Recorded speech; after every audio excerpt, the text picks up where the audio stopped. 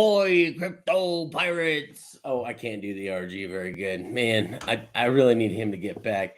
Unfortunately, our captain has suffered a loss within the family. He is busy taking care of things. So, in the meantime, you have me, Corsair Kinetics, here to cover in his stead until we get some other Hexicans on the show. Maybe Children of the Grave will join me since he was hoping I would be busy.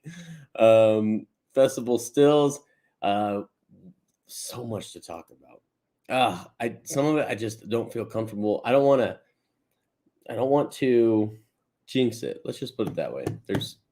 We're like on the cusp of so many things of greatness coming through, and including for MCA, helping individuals figure out their trust situation and make sure that they are not lottery winners that are broke in the next 2 to 3 years. Because a lot of you guys, that's what Hex was a winning lottery ticket. And Pulse is probably going to be very similar for you. They're helping people set up their long-term financial wealth so that they have a passive income so they never have to cash out Hex ever again after whatever threshold it is that they reach that they want to cash out. And a lot of you guys want to retire and things of that nature. We've got a connection that can make parties with sports stars and within a 4 hours notice, private planes and yachts and all kinds of special gatherings that were rolling into that package is like an exclusive membership for those who go with Mountain Crypto Advisors. So just something to look forward to. I hear Hexicans like to party. David Morales, where you at, my guy? All right. So I just want to go through here. Wake Dog, thank you, brother. You're the first one to say something. He said, love you, bro. I love that guy. This guy's an OG Hexican here. We got Terrafin, Hex Force 1, Melv Tony, Wake Dog, Samuel Swanson. We got Mango Junkie, David Morales, Crypto Ewok. David Morales wants out of this ugly Christmas sweater party. Hexy Quinn, Thomas Turner, Hexy Wood, COTG. We got Downhill Swimmer, Dorsey 78, Crypto Kool-Aid, Craig Wadding, Melv Tony, Hexander, my guy. All you guys, I'm going to go ahead. Wales is there. All right.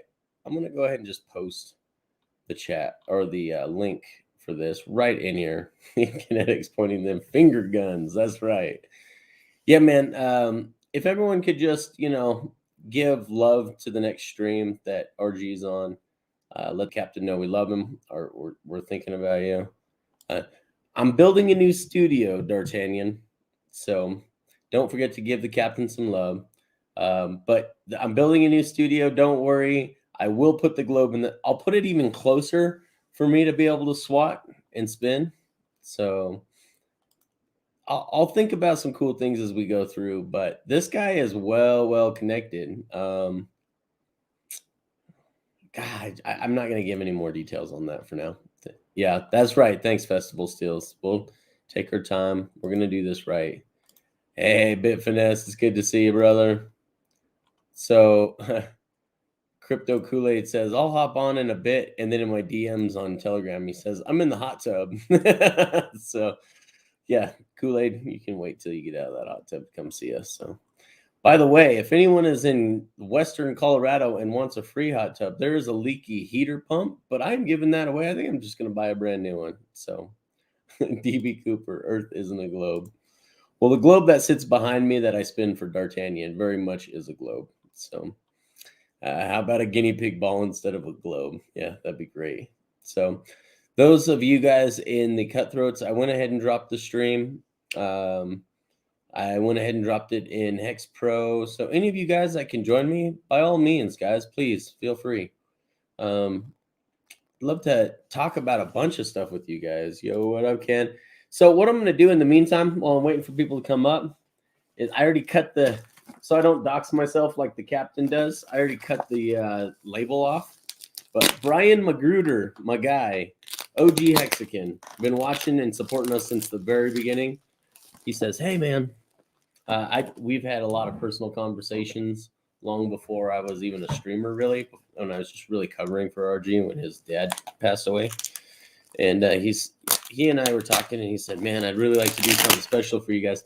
He's getting a Hex wrap on his new ride. And I can't remember what he said he was buying. Some sports car of some sort. And he's going to put Discourse Syndicate on it. And he's like, hey, in the meantime, let me send you some stuff. And so I'm really excited to do this unveiling, this unboxing. Yeah, the cold does suck, man. The older I get, the worse it bothers me. But they're skiing here, so it's a hard one. It's a hard one for me to turn away from, man. It's like one of the most. I don't do a lot of breakdancing anymore, so I ski instead. Go to the gym and ski. Skiing is my wreck. All right. Look at that. We got some hex paper. Look at that. That's freaking awesome. That is true. The hot tub is where the term knipples was coined by my very good friend Cabana. Cabana Mamana is the guy that gave me that wonderful nickname that has never dissipated. It has continued to stick. So let me see here. Let me see if there's anything I can show you here first before. Then I'll bring up, I got someone special here that means a lot to me in my life and the things that we're doing. The dad life has canceled my snowboarding days. Yeah, that's what you get for choosing snowboarding in the first place. If you like to get hurt, snowboarding is a great way to go. If you like to just do a mean leisurely bomb off a double diamond, skis are where it's at, in my opinion. You know, just my opinion. Whatever that's worth to you. So Season's greeting. Right on. I'm going to keep this out of here. I don't want to dox him at all. Dude, this is sweet. This is freaking real sweet. Dude, check these out. These are like gold-plated credit cards. Hex.com that you can scan and pulsechain.com. Dude, these are freaking baller. Dude. These are freaking... That's going in my wallet right now. Yeah. Let's see. Steamboat Springs is a great place. It's the first place I ever skied. Steamboat Springs when I was 2 years old. First place ever. Oh, yeah, these are super. Dude, I need that credit card. He sent me a few of them. These things are freaking baller. Oh, man. Ken, thank you for being a pillar in our community. While I don't talk much, I'm always supporting Hexicans. I made these up for 6 influencers that are close to my heart. Richard Hart, Hexo U, RG3, Wales Only, and Kareem. Feel free to talk or show. You bet your ass. I sure will, brother. Brian, you are freaking awesome, man. Let's see what's in the Hex wrapping paper. And maybe I shouldn't. Maybe you should turn away, Wales. It looks like he sent it to you too. So maybe you should turn away. 4 more weeks. The t-shirt unboxing, we'll see, man. They want to charge me 1/3 of what it costs to get here, and then awesome customer service and all. Months and months and months of waiting on a ship in the port for them to unload it. So we'll see what they can do. Can I be a baller like you, KNTX? BMA, you always have been. Are you kidding me? Freaking, you're not fooling anyone, brother. You've always have been a baller, man. OG Hexicans, all the support that you've given us along the way, all the lemons, all the super chats, dude, you've been a freaking baller. Dude. Comes with its own display case. Hold on, they fell out. Dude, you have got to be kidding me. Oh. Dude. You outdid yourself, brother. You outdid yourself. 0.999 fine silver, hex, and a pulse coin, and it's actually opposites on each side. So they go in here. Hex always going to go on the left because it's first and foremost in my heart. But here's what it says. KNTX, December 4th, 2021, 3/6. Dude, that is freaking baller. Dude, that's going on the display. I'm going to get this nice and shined up and pretty so you guys can see it. That's going up behind me. Right next to the globe, D'Artagnan. D'Artagnan joined me here in the green room. I'll bring you guys up here in just a second.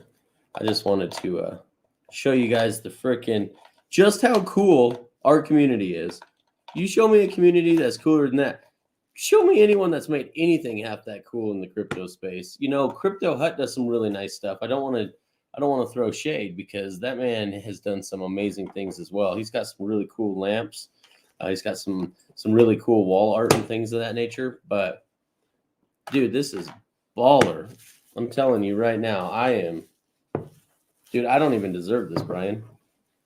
Dude, you are so freaking.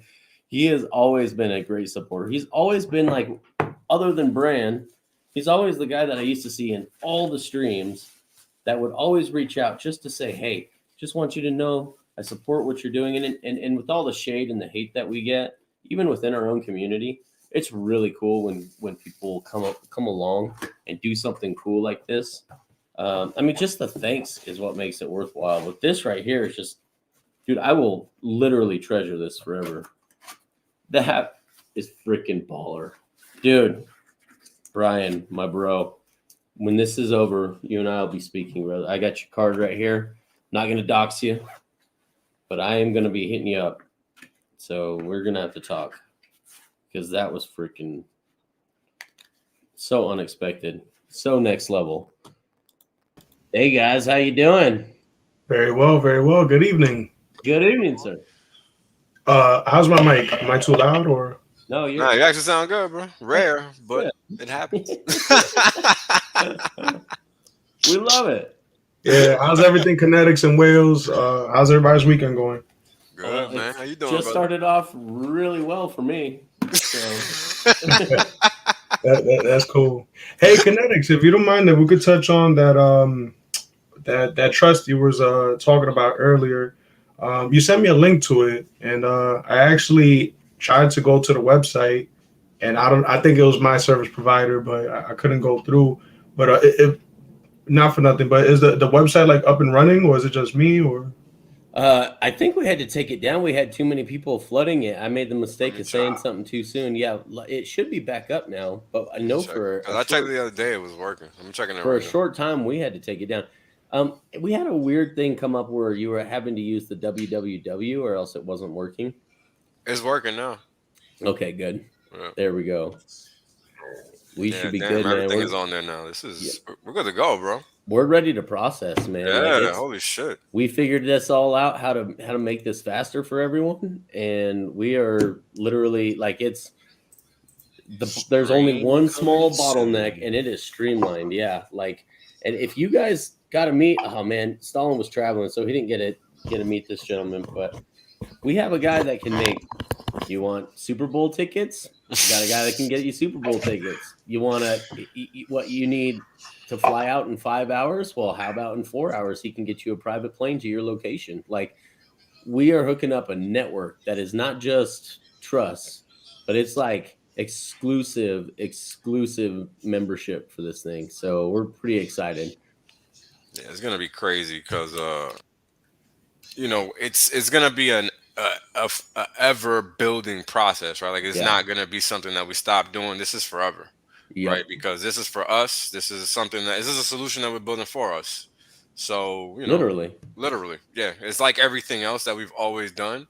It's always been by our hands. So why would our estate planning, our taxes, our legal, or all the things that we're gonna need now that we're people that are wealthy individuals, quote unquote, like these are things we're gonna need. So why not provide ourselves with that solution? That's basically what we've done here. And it's going to be exciting when we can sit down and actually break it all down for you guys, how it's going to work, how we're going to be living basically in the future. Because this is what it's about. Yep. Right? We've been working this hard for this long to change our lives. So now it's time to put the gas to the pedal or the foot to the pedal and get that gas in motion. Yep. Right? And that's all this is. So this is just going to be another tool for Hexicans by Hexicans, man. And it's going to be great. Because wait till we break it down, dude. Wait, I'm so excited. Like, so not only is it a cool party, obviously, being part of this exclusive club where we get to do really cool things in exotic places with lots of really cool Hexicans and not just Hexicans but celebrities and sports stars. But it's also, if you look at the bigger picture, guys, this is a networking into political players, corporate CEOs, very important people that pull strings behind the scenes, and us Hexicans are going to be the ones pulling the strings behind the scenes. And I have a feeling we're going to do a much better generation than the gatekeepers before us. So we're going to do much better at promoting freedom and being fair and all these other things that we got going for us. So I'm not laughing at you. I'm laughing at the chat. I'm not laughing at you. Yeah, I know. Children of the grave. Yes, he is holding a lighter for a light. It's actually a candle from Bed Bath and Body Works. Oh, there you go. Oh boy, went to cross country, is it? Oh yeah. And it's black cherry Merlot flavor. Look at that. Smell, scent. He's sipping on. He's smelling. That's right. Did you get it on clearance at the Pure One Imports going out of business sale or what? That went over my head. I'm familiar with that. Yeah. But going back to what Will is saying, I don't mean to pivot away from this. There's too many smart minds in this community for us to just tragically, rely on others, right? That's exactly.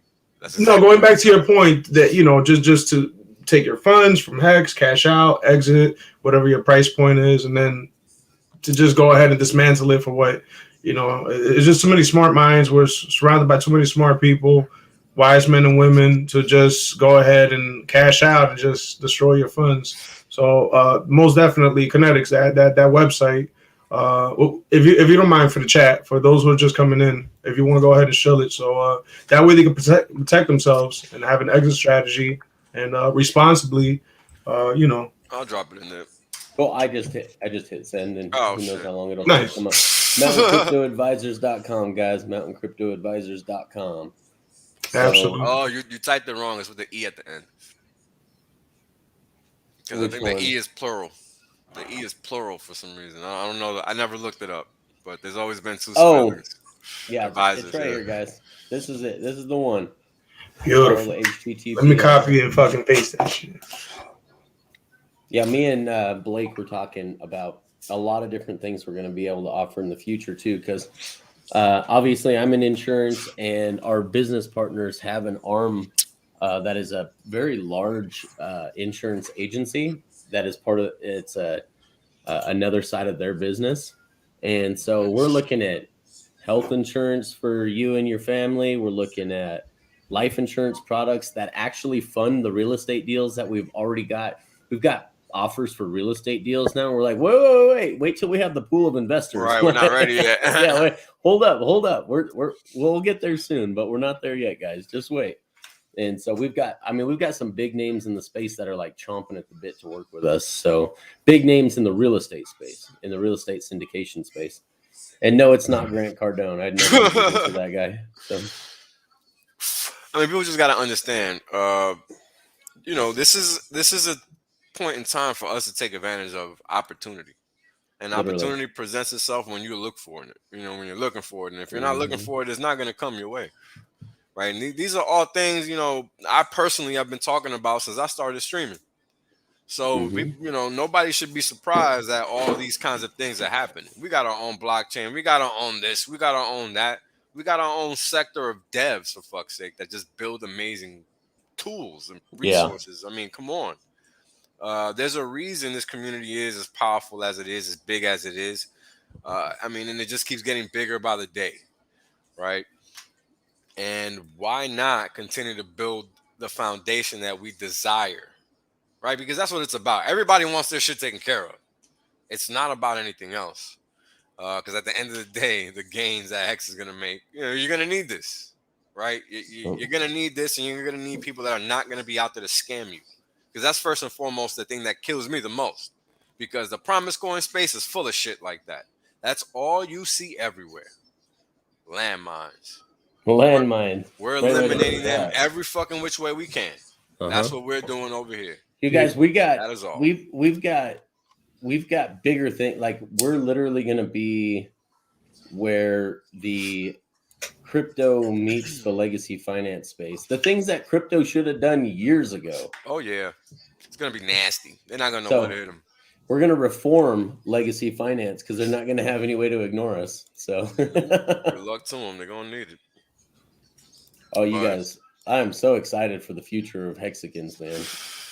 We're just building, man. That's all. And that's all you have to do, right? Because at the end of the day, if there's one thing I've learned from just putting myself out there, so to speak, is that when you share, everybody gives.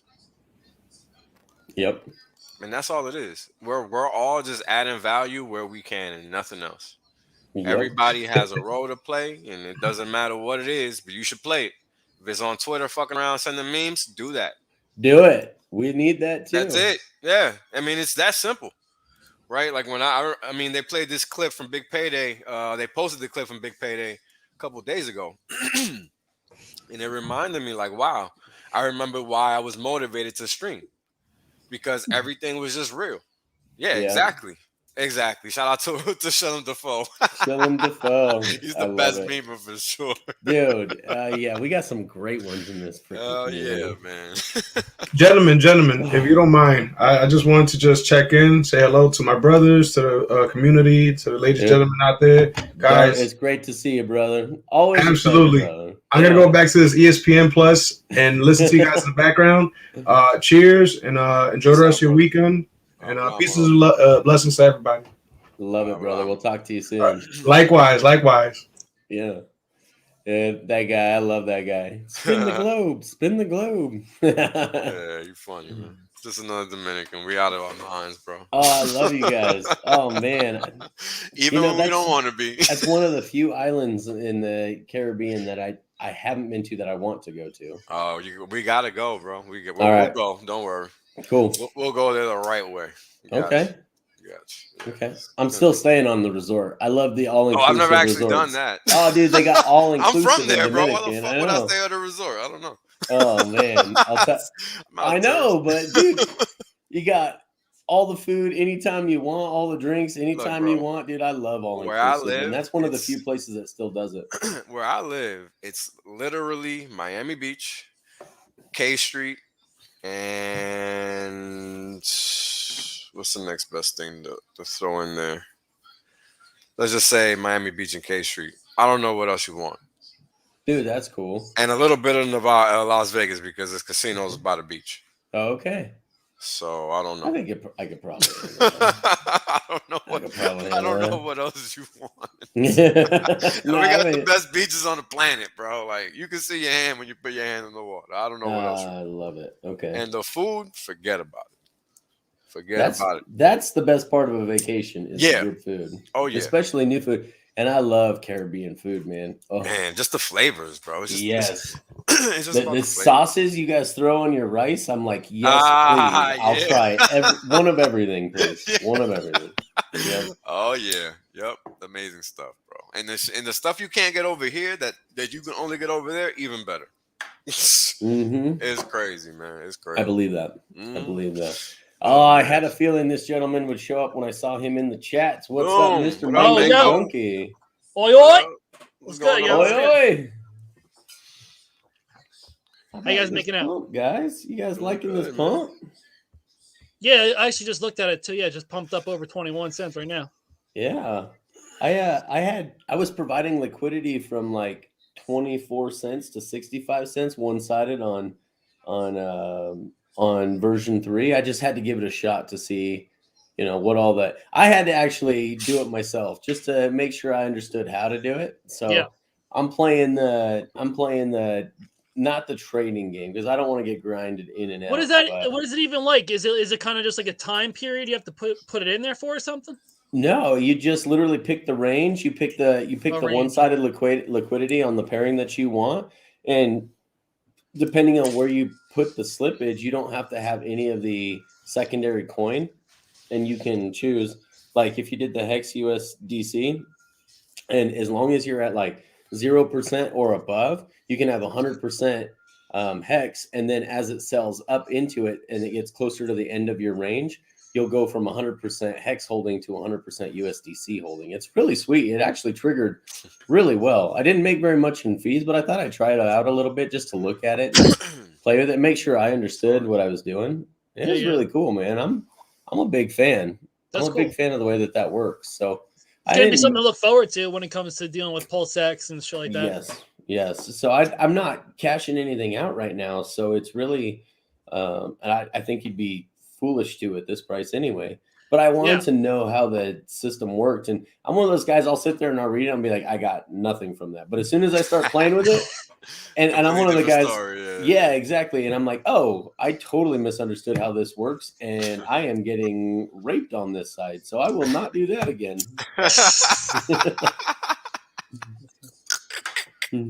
Funny how that happens, right? Yeah. It's good. You know, that's the cost of actually really. I mean, I didn't lose anything except the gas fees, so that was my tuition. But it was worth it to figure a little bit out. Yeah. But that's like what's cool, right? When you when you learn how to do certain things, you can read all day, but that's not really gonna do anything for you. This is why, you know, educating yourself is important. Not just reading, not just streams, not just podcasts, but also taking action. Right, that's always a missing piece to the puzzle. You know, me and Kareem, we talk about that all the time. Taking action. What are you doing if you're just sitting down and not doing what you're supposed to be doing? Yeah, absolutely. You wouldn't have found Hex. You wouldn't even be watching the stream, right? So you got to always be able to go one step further. Yep. Yeah, absolutely. And it's one thing that I didn't do that I'm really glad that I didn't do. Well, there's two things I didn't do that I'm really glad I didn't do. The first one was play with that whole fucking shrimping game when Hex was brand new. I'm glad I didn't lose any of my Hex that way. And then number two, I won't say what else I did participate in. But anyway, number two, I'm glad I never tried to go get some yield with the whole quick swap and the quick token on the Polygon on the Matic network back when it was still Matic. I'm glad I did not do that. So, I was lucky enough to miss out on all that stuff, I guess, you know. Yeah, I didn't get the allure, so. Yeah. It's like I'm like staked. Yeah, it's like I'm way too new to this stuff to really even like not even appreciate, but just be like a part of the whole crypto community. It's like I'm lucky, but maybe not lucky enough to only have pretty much found Hex and just be in Hex. So it's like, you know, they it's don't like, want to push your luck, right? It's like, I didn't have the chance to push my luck because this was it. You know what I mean? You played it right, brother. That's all I gotta say. You played it right. No. I don't know what the end result was of that, but I didn't find the allure. That's all I can say. Yeah, I saw too many people get left behind when the quick swap token took a huge dump. Of course.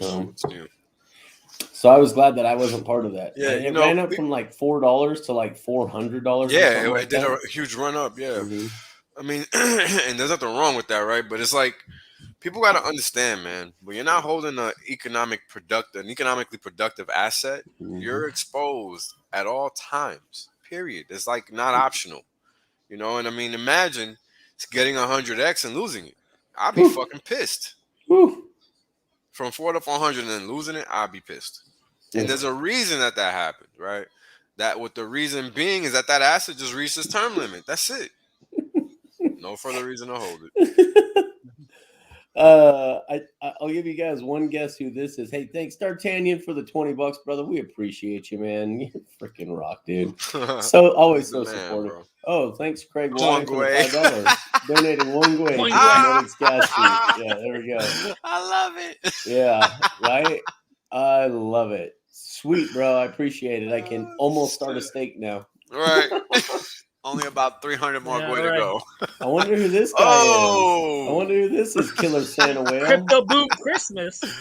Merry Hexmas, everybody. Merry Hexmas. It's the I'm continuing the anonymous Killer Santa Whales only theme going on right now. Love it. Shout out to Wales. Shout out to you, man. You're the best, bro. You be hooking everybody up with the interviews. I don't know why we don't have. Yeah, dude. Why do we not have? Oh, it wasn't showing our display names. There we go. There you go. We needed Killer Santa Whales only. You forgot the one. You forgot the one, right? Oh, snap. He'll fix it in a second. I love it. Yeah, I figure I'll jump on here and spread some joy and cheer with the Hexicans. Man, well, we appreciate you, bro. We got so many good people in this community. It's crazy, man. How can we not attract the best? Seriously. I can't hear it. Yeah, we really have. We really have. When you're working with the best is gonna come. It's so simple. Show me who in the Ripple Army gonna make something like that for us. I'm just saying. Seriously. That shit is sick. Dude, that's just a card, man. So cool. Yes. That's just a card. Yep. Yeah, when you first showed it up, I thought it was like a credit card or something. Exactly. That's what it mimicked. That's what it's mimicking. But it's not that. That's how good it looks. It's just basically just a business card. Yeah. Damn, that's crazy. It's some freaking. It's just a card, bro. So we'll slice you and dice you. Can you swap me with Mango? Yeah. Thanks. Yeah, like it's real metal too. Oh damn! Shit. It's not just a card. Okay. No, these are metal. These are straight solid metal. Yeah, whenever anyone brings up like a business card, the first thing I think about is the American Psycho scene.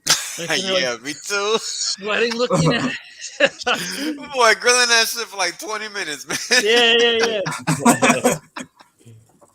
He's studying them business cards, looking at the font, the rays, and all of that. Oh man, that was crazy. That was crazy. I mean, but there are people like that, man. There are people like that. I've seen them. I've seen them. Business card is like a freaking credit card to them, and their bank account be empty as hell. Oh, people funny.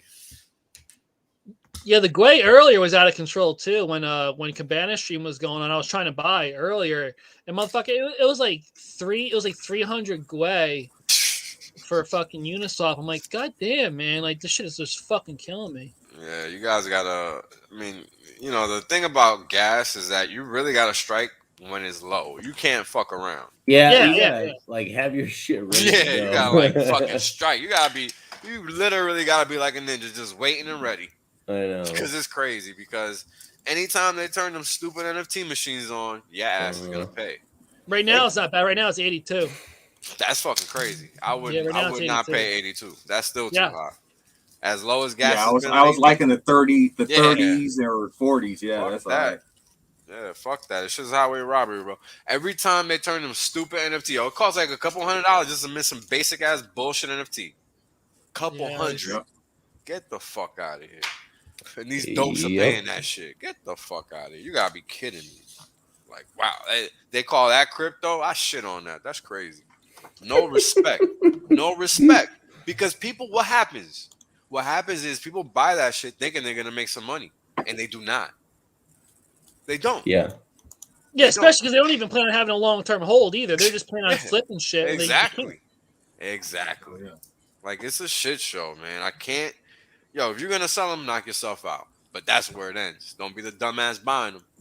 Yeah. No, do not be the dumbass buying them. I actually have no issues with people selling them. No. My problem is people buying them. Yep. Unless it's the Hex toys. We do want people to buy the Hex toys. Well, this is size. Size is going to make that shit worthwhile. So I don't think that's really even the same conversation, to be honest with you. Yeah, no, that's a little different. That's a little different to me. Like, you know, collectibles within the community, I support.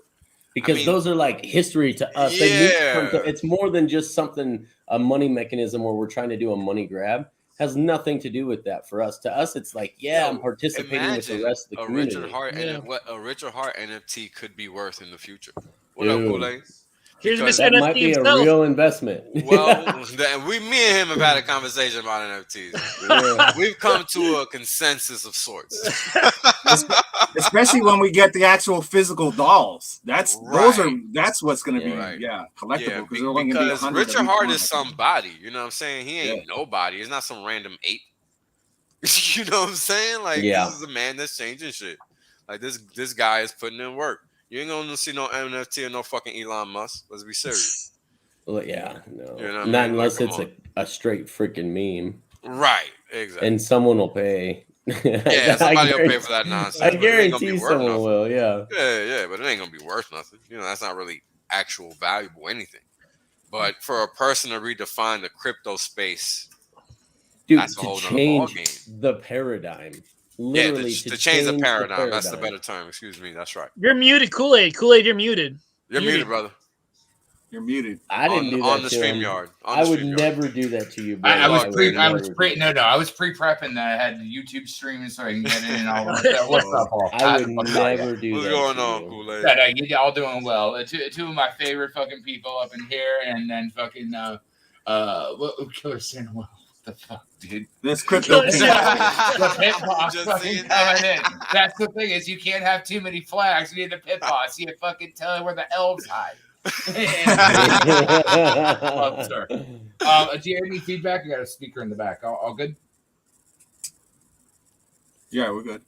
Okay, perfect. By the way, hey, producer? Christian from fucking Mad Energy, man. These people are doing fucking crazy ass badass shit. And so like I gotta do my cryptomatic that's a sign, guys. But here's the thing, like they're what Hexicans. I was up in the gratitude tank. It's because they're mad, respectively, though, not just because of they're Hexicans. Yeah. No, I agree, but it doesn't surprise me that you got Hexicans doing God's work in other areas too. Exactly. So, once again, so Kinetics. Think about it like instead of Intel inside, it's Hexican inside, right? So we had the first year, which we didn't know if this was a promise coin or a project. We got their big payday. We realized the project is real. And we wrote out 1 year, uno, after launch. And now we have people building companies. We got Motley with LVC. We got you with the institutional investment side. We got fucking Christian over at Mad Energy. By the way, I got to give mad props to Wales. This would have never happened. My dream wouldn't have even had another step in the right direction if Wales wasn't there. I tell you what, meeting Sir Wales was probably the most epic thing that I got to do this year. So you learn from your mentors, your peers, and your group, and it's all a cut of cloth for all of us to come together. So as I give gratitude to this year, I think of the next year of what's Hexican inside. What do we build to change the future with our yield? And who do we teach to build the future generations of yield and wealth and growth outside of the infrastructure that we've been built into? Yeah. And again, ain't nobody taught me more about shit than Sir Wales. And another another good macroeconomics, brilliant businessman, marketer, Jay. How you doing, brother? Thanks for joining us, Mr. Crypto Jay himself. Oh my God, this guy. So, Mr. Real quick, Sir Edwards Tricone, thanks for the $25 US or AKA 50 Canadian dollars. Appreciate you, brother. And thank you, T-Bird, for the Aussie 555. Bigger super chats coming, guys. $1.01. Yeah, I love to hear that, T-Bird.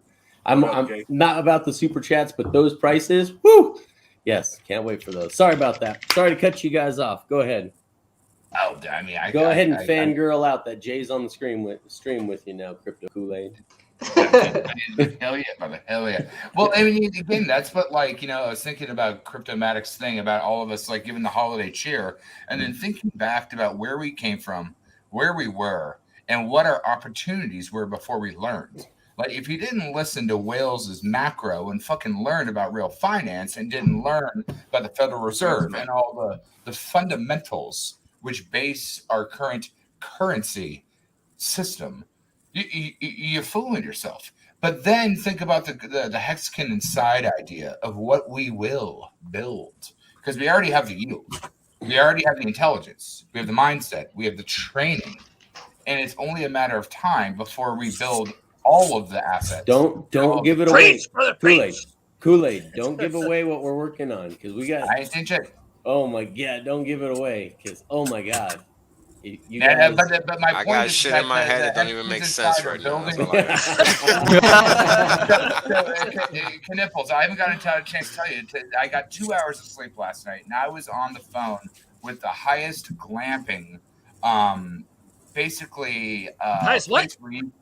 Glamping. It's like glamour camping. It's like luxury camping. That's not for us Northeasterners. This is posh shit. You need like space to do this. AAA chef. We don't understand, bro. That's the point. I guess you could glamp on the rooftop, maybe. if no one else has access to the roof. What you see, like, I'm going to send this to someone that what you want to do with your investment portfolios as a perk, right, of the stuff you're doing. And I was onboarding him on 2 hours of sleep, and it was dope. It was really, really good. And again, it's that Hexican inside mindset that we are all building on top of Richard Hart ideals. We are building on the method to how to do something that's positive movement, right? So if you're not paying attention to the alpha you're given for free, you're going to want to pay for the fucking alpha you're going to pay for. So you will pay for alpha and you will be happy. Let me one up you a little bit, Kool-Aid. Let me one up you a little bit, Kool-Aid, because I kind of disagree a little bit. What I'll say is we're not building on top of Richard's ideals. I think that we found an individual that's allowed us to express our ideals and aligned with ours, and he just happens to be aligned with ours. Yep. Exactly. Well, remember, like my moniker that I gave on the roundtable talk, it's not no profit from the work of others. Flip it on itself and look at it in a mirror. It's profit and help others. Yeah. That's why we know it's a magic ride. I mean, think about the things that we talk about, man. You don't hear anybody else talking about these topics. In fact, they don't care. They will only stream for half an hour and call it a day. And get paid for it. Yeah, you forgot the most important part. I forgot the most important part. Excuse me. I know, right? You get paid for whatever. I mean, it's so disgusting, bro. It's just, like I remember the shit I used to watch before I found Hex. When I started getting back into crypto, I mean, it's so bad. Fucking bro, cringe is not the word. Oh my god, that's laughing Hex though. The Mac. No, Mango, you're doing fine, brother. You're not breaking up. Well, okay. So. Yeah, say talk if you want to talk, bro. Don't let we'll just ramble forever. Don't be nice. You just gotta jump in. You gotta jump in. Don't be shy. Shit in crypto has changed a lot, man. It really has for the better. Like even the quality of stuff I was putting out in 2017 and we were all doing back then was fucking trash compared to now. Like I'm glad that I got rug pulled in the way that I did because it wouldn't have made who I am today. That's how you learn. That made who I am. I was in your trading group trading bread. I was in Regal Coin listening to you guys figure out how to get my shit on fucking Coinbase when BCH fucking came out. Dude, Jay, you're a legend. See, I missed Regal Coin. I was like, nah, that shit's gonna go down, and I was right. but I saw people make all kinds of money at getting in early on Regal Coin, so I jumped in real quick on that Hextra Coin. If anyone remembers that was hard to get those points too. You couldn't get them off the system, bro. That was awful. Coin? What's that? The worst part about that is seeing finally when people submitted to the FOMO. And it was right as they were getting rugged. Yeah. And you see that happening in this market now. Like I equate NFTs to that a lot. Maybe not all of them, but like just the general movement of it. It's like NFTs in the long run will be great, but right now they're shit. So it's like it's literally people jumping into a movement that's just about to get rugged. And so it's just rough to watch, man. And so we watched that with like Devore. I remember one guy who was just like holding out. He watched this do all this other dog shit. And some people made money, some didn't. But then it was like he finally made up his mind. He's like, dude, I'm gonna jump in. And it's like a couple days later is when it rugged. I was like, oh my god. School of Hard Knocks though. I mean, here's the thing. If you got to experience 17 and you learned wealth, made wealth, and then got whooped, you probably have a more tenement and you did not exit the market. Yeah, I can't. It pisses me off when I see people trying to show me their Bitcoin wallet for 2014. I'm like, you knew better. Why did you not rebuy at 3K? You knew better. Yeah. But if you went through School of Hard Knocks, you fucked up everything that now you have a mindset to know how it works, how the Ponzi's work, how the influencers work, how one of my onboards, his cousin wanted him to buy some NFT coin, access something on Solana. And apparently the money just vanished. Like he did all the things correctly.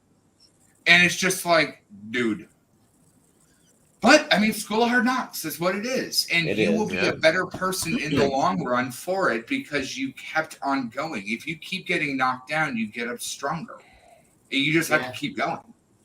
Yeah, true. And for some people, it won't be just one cycle they need to learn off of. It'll be multiple cycles. But you should pick up quite a bit from the first one. Like you should pick up a lot of the down the middle tendencies of how people behaved and when they were trying to call tops and bottoms and how you behaved and what your emotional reactions were to the markets. Like you should be, journaling that to some degree. And even right now, like people in Hex, just look at how you've been behaving over the last month. When everyone was telling you it's finally over, yep, the Ponzi is finally done, right? Right, whatever the fuck they were saying. Like as that was occurring, how were you behaving emotionally? Funny. You know what I mean? And so like write that down, take notes of that because it's going to come up again. Laughing, Jay, I'm good. It's the same problem that BPD 2.0, but it's just the cent is larger in the dollar. And the hardest thing to explain to someone is stop looking at the USD value. Look at the asset value. Yeah, again, this is what I learned from Sir Wills right here. You got plenty of Hexicans that still do not get it, and they've been in since day one. I know, which is crazy. Exactly. Well, the thing is that there are no homework Hexicans. Exactly. And I love y'all. Yeah. And they're not Hexicans in my book. Because if you're a Hexican, you're doing your damn homework and ain't nobody telling you no stories. And to be honest, to be a Hexican doesn't even mean you own Hex. It means you do the fucking homework. Yeah. If you don't have the money with gas chopping right now, like I just onboarded a premium art director in the gaming industry, can't say names, but he just got chopped, but he's in.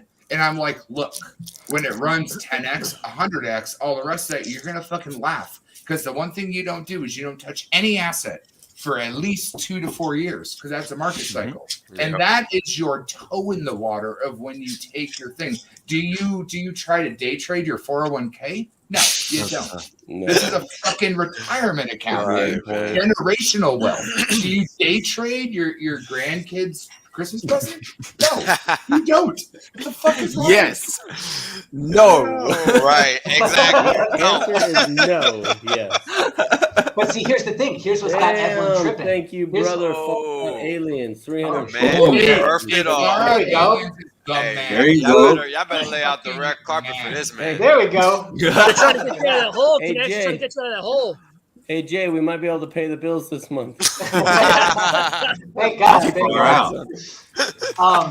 What was I going to say? Oh, okay. So here's something that's got everyone tripping right now. Right now it's a trader's market. It's not an investor's market. And that's true for legacy and that's true for crypto. So what's got everyone tripping is that they're seeing all these retards making money off of NFTs, off of like these pump and dumps, off of meme coins. And it's so much FOMO that it's then got them jumping into it. So the level of FOMO in this cycle is much larger than in 2017. But the difference is that now the institutions are already here. So for everyone that's been begging and praying for institutions, thinking it was a good thing, well, they're already here. And the rug pull, the size of the rug pull they're going to pull on the crypto market will make legacy market look like nothing because they have no risk. They have no accountability. And also, too, like they don't have to really worry about that money the same way that they do in legacy markets. So what they're willing and what they could do with the crypto markets is going to be completely different.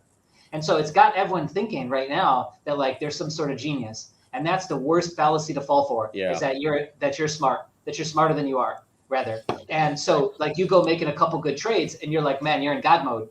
But the thing that's going to take that away worse is when the markets do turn and when mean reversion occurs is you're going to be hit harder because you thought you were something more than you were, right? Instead of just taking stock and inventory of where the market is and trying to understand where the cycle is, you jumped in on it, had a few good luck trades, let's call it. And then like that downfall for you is going to be much bigger than for everybody else is my point, first and foremost. And then secondly, is just like, take a step back, breathe, look at where the market is as a whole. Look at where traditional markets are and how valuations are looking in comparison to earnings. And then look at how the crypto market has been. And where are we at right now? Well, we went from majors to alts to new layer ones to NFTs to meme coins, back to NFTs, and now Web3, which Web3 is fucking nothing, by the way.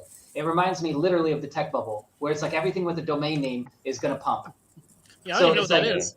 Well, remember, the whole .com bubble is you need a petrock.com bubble to make the .com immortalized.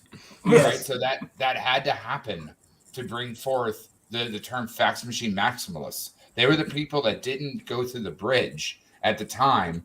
And it's just like Noah with the Ark. They're the ones that didn't fucking get on the boat and they're screaming and complaining when the fucking it starts to rain. So you're 100% right on all of that, Jay. What is now being done is molehills with rocket ships. But the future of that tech is astronomical. We just have to be looking with the Hexican ideal of Hexican inside and keep building also in different infrastructures, in different places. That way it's not just us in one infrastructure. It's all of it. Yeah. Yeah, 100%. And this stuff is going to take time. Like Web3 will be amazing. But right now, dude, it's literally just a word. Stop it. It's nothing. It's nothing. Well, if you think about like the correlation between like an artist like a Dali or a fucking Picasso, they died poor, but they set the fucking precedent of what everyone studies in time. That's how it always works. Yeah, it is. Like I mean, look at what Mad's trying to do with Tesla stuff that both you and KNTX were talking about. Dude, that's brilliant. Why hasn't anyone fucking re-brought that shit up? Because they weren't incentivized to do it. Well, if you're a Hexican inside, you don't need their money. They can't buy you out. That's important. That's gonna be a big thing in the next 5 to 10 years. It's like we already have the money. We can just go and build literally what we want. We don't have to go and beg. We don't have to go borrow. We don't have to do any of that like sucking up to any corporations or institutions. It's just, oh, here's a cool idea. Let's go build it. And here's the crazier thing is they'll suck up to removing the middleman. Yield. They do not have the yield. The next fiat currency is going to break, and eventually they will realize that they have to suck up to us. Same thing with Connect's talking about. Right? Same thing that Wells is talking about to go to the Dominican. By the way, I'd love to get some Dominican food, Wells, one of these days. But if you think about that and you look at the curve that we're in with Metcalfe's law and Moore's law, it's unparalleled. And we have the yield. And all of us that are in, even if you are a greenhorn now, you will have the yield in 5 years that your generation is secured. Because A, you'll have the asset, and B, you're going to fucking learn. You're not going to be spending time on TikTok. You're not going to be spending time listening to Furus. You're not going to be doing all the rest of the things. Just like the God Whale got in at $10 and he paid his fucking dues and learned, and he bought ETH real cheap. And then he held on to that shit too because he knew what the fuck he was doing. Mm-hmm. Right? So Bitcoin, thanks for the $19.99. If you can't explain the difference between T-share rate and T-share price, you are not yet a Hexican. True. And they can't float years yet. Can't disagree with that. Float years. Pulse Lord, thank you for the $5, brother. We appreciate you guys. All your guys' super chats help us continue fighting the good fight on behalf of all you Hexicans. That is literally the war chest that it takes to hire these people and I've had some new people reach out to me since I started talking about this on stream this week, but we are trying to hire Hexicans. You have a special skill set and there's a little bit of time you can dedicate to us. When the funds are available, we would gladly love to pay you to do some work. So hopefully more on that in the future. So thank you guys all for your support. You guys, the future is bright. The future is bright. Yes, well, Hexicans so fucking bullish. It's brighter than people understand. Santa's got to jump on his sleigh, guys. So everybody have a Merry Hexmas and a happy new chain year. Peace out, brother. Miss Santa's calling. That is so love you, bro. That is brilliant. That is brilliant. We'll see you later, Santa. I'm out. See you, bye. The same thing that I was talking about on the round table is like all of us come in here and do so much fucking work for free. And it's not necessarily to pump our bags. It's to pump other people's lives. Yep. And I'm here to help forget people. The fact that it's fun. It, Mac. You are Mac. I know all of you guys here on this stream have given time and support and continue to be a good example of what a Hexican should be. Community member, cares about their community, cares about the success of this and their friends and their brethren. And I appreciate you guys being good human beings above all. So thanks for being here, guys. Thanks for all the support. Dude, Max a saint. He runs a Facebook group and fucking like I get pissy like whales every now and then. I'm like, why do you? Pretty much. Every now and then I just fucking unleash the Kraken, and I'm like, really? You are this stupid? Hold on, let me give you. You're gonna fucking run like that little bitch. Dude, I feel that in my soul. Dude, Mac is a legend. And I don't know how he does it because I go in there and someone's going to try to critique me for giving my own onboard advice. Right. I'm like, what? I could have just texted them, but instead I tried to give it for everyone. And now you're going to try to heckle me? It's the irony of this crypto space. And, Jay kind of hit on it earlier is that there's so many noobs coming into the system that are like, Yeah. I remember you telling me something about that Hex thing about 2 years ago when it first came out. But what do you think about XRP? And it's like, they need to get wrecked. You're gonna get in on that trash. Back to the school we came from, bro. We had this conversation how many times and how many months ago, and you're looking at that crap. Like, I just don't understand. Like, are you gonna take advice from someone who's successfully been in this crypto game for a little bit, or are you going to take the advice of the guy that's just shilling on the next Medium article? I mean, here's the dumb shit. Ask them to do a SWOT analysis on what they're trying to fucking do. They don't even know what that means. Yeah. I'll tell you what.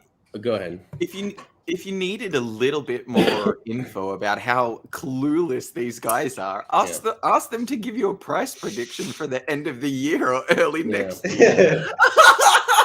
It's a fucking joke. Yeah. And the idea that they have any credibility is just what? Again, look at price as the multiplier. The asset is the yield. And then look at where the roadmap, not the roadmap, but the highway is taking you. And then you can see the future of the inclusiveness that's being built. It's ludicrous, right? When people ask for a price prediction, I'm like, what, do you want me to like cherry pick the top and the bottom like Richard just did? Yeah. I can do that, but that's ludicrous. Now, good TA like Jenkins and Crypto Bobcat and all the rest of it, it just lets other people settle to what's going on in the market. Then you have, whales that show statistical analysis, and same thing with Gerardo or Wave 3. I always tell people, never listen to me on stream. Listen to other mentors and then come back to me with their alpha, and then we can wrap. Otherwise, you're going to personify me as a person, and I don't want you to do that. I want you to go learn and then come back, and then we can use my level of experience and knowledge to run. But if you're not going to do that, you need to suffer. Unfortunately, that's the whole premise of Dante's Inferno. It's true. Yeah. And the sooner you can bring that suffering on voluntarily, the sooner you'll learn, the sooner you'll grow, the sooner you'll change. Literally. One does not simply get a war wallaby, Mr. Mac. One does not simply That's correct, get a war sir. wallaby. One has to work and fight for a war wallaby.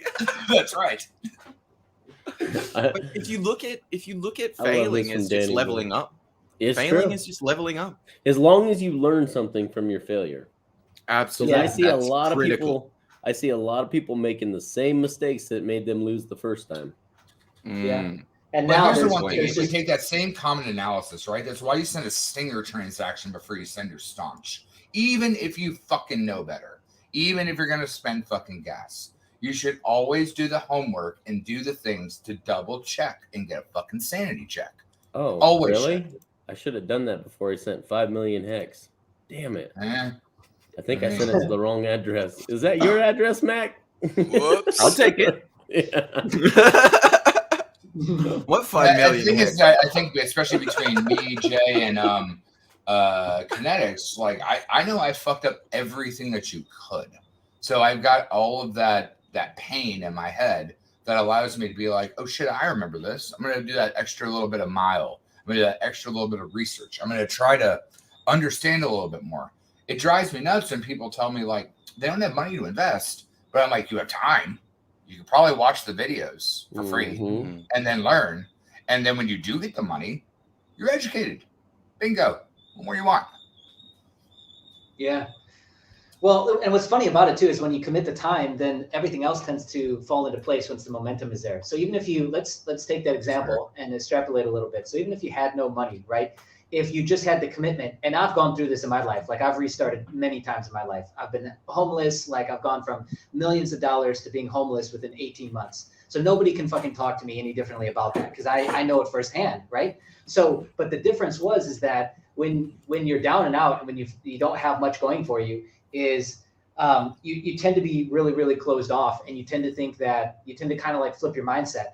Whereas the same open mindset that got you to where you were in the first place, that tends to change quite a bit for people. And so you need to keep that openness and that perspective. And then what starts to happen is you start to get that momentum back. And then magically, oh my God, somebody shows up that wants to give you money because you've done all the research and you've put in the time. Or magically somebody shows up with a helping hand of the exact thing that you need. But you would have never gotten that if you wouldn't have committed to the journey itself. right? So it goes back to everything we're talking about, where it's like learning from your mistakes. Yep. It is. And the lessons and the mistakes add value. Every problem has a reward in its completion, Richard Bach. My roommate that just walked in, he has a book that talks Yeah, he just walked in naked, bro. We might get our stream taken down. Not naked. He was rogue. Trusted princess is always rogue. But if you look at the numbers of systems, how people evolve, you can be a 1 or a 2 or a 3, which is good. But to be a 4 or a 5, you have to fucking work for it and grind. And there are sufferings and there are windows and there are valves that you have to get to proceed through that vector to get there. But if you want something, you will get it. Argue your limitations, and sure enough, they're yours. Yeah, and 100%. And sometimes that process that you go through to learn that new skill or to do that new thing, that's the valuable thing. You have the skill at the end, but it's the process and the journey where you put all together that learning, that intelligence, that everything, and then the learning becomes the most important thing, and you can literally repeat that ad nauseum until you've learned everything. Now, yeah, and unfortunately, that's also kind of being rug pulled right now, because they're trying to create so much of a soft space for people, and they're creating like all these hard edges around like what's okay, what's not okay, how you should communicate with me, what you should call me, like how you identify with yourself, and all these things that they're creating are just more barriers. More barriers to communication, more barriers to learning, more barriers to being successful. Like if you want to talk about like what this does to your success rate, like, holy shit, when you have to stop me and tell me about the 15 pronouns that you want to be identified with, then go fuck yourself. You're not go fuck yourself. No. Fuck all that. I don't even go there, Jay. You want to understand something, brother? I don't hear that fucking shit at all. I was trying to stay quiet, man, but I cannot fucking stand that shit. All that fucking pronoun shit. You know who the fuck you are? Go fucking jump off a bridge. Get the fuck out of here. We don't need you on this planet. Dead fucking ass. Ridiculous. Oh my God. Well, it's the culmination. It's unfortunate, but it's the culmination of a lot of fucking emotional traumas that have now they can fucking take it where it needs to go. Because we don't need that shit here. Straight the fuck up. Don't need it here. No. We got enough serious problems to be dealing with that level of stupidity. Because that is fucking stupidity. Yeah, it is. I'll agree with you. My time in the PNW, basically, they weaponized consent. And they basically try to put you in a hole that said that your consent was a thing, but then they could talk down to you. The idea is if you have a problem and you want to have identity or whatever you want to do in life, whatever it is, own up to it, do it, make it, and show the fuck up. You know, Eric Thomas says, if you want to succeed as much as you want to breathe, then be successful. If you want to do something, get thick skin. Life don't care about your feelings. Math don't care about your feelings. Finance don't care about your feelings. And game theory don't care about your feelings either. And neither do internet trolls, man. Someone reposted some clips on their channels of me and Richard's interview. Man, they don't say it on my channel, but the shit they said about me on other people's channels, y'all are mean out there, guys. Man. What? Yeah, it was funny. It was funny, dude. I literally just laughed. I was like, man, you internet trolls crack me up. But hey, one of these days we'll get a fucking image for them and I'll make them sock puppet. Good. What's that? That interview was so fucking good. It was different. It was different, dude. Yeah. That's what made it so good. It wasn't the same old, what is Hex? Can you explain it to me interview? Yeah, defend it, but what about this? No, it's different. Jay, we gotta get on metal behind the iron. So we call it an armature if you're building a sculpture or inner of skeleton or something like that. And it's nice to see people who have the anchors actually just get to hang out and discuss. In person for the real first time. And if you had enough metal by watching Whales or Meum Game Theory or where DS has come from or how many different fractions of hexagons are building shit, you'd appreciate the metal that's being built and the questions about that inner heart of mentality and that forging, right? Cold steel has to be forged over and over and over again to be sharp. That's what's being forged right now is the cold steel of hexagons. I like it.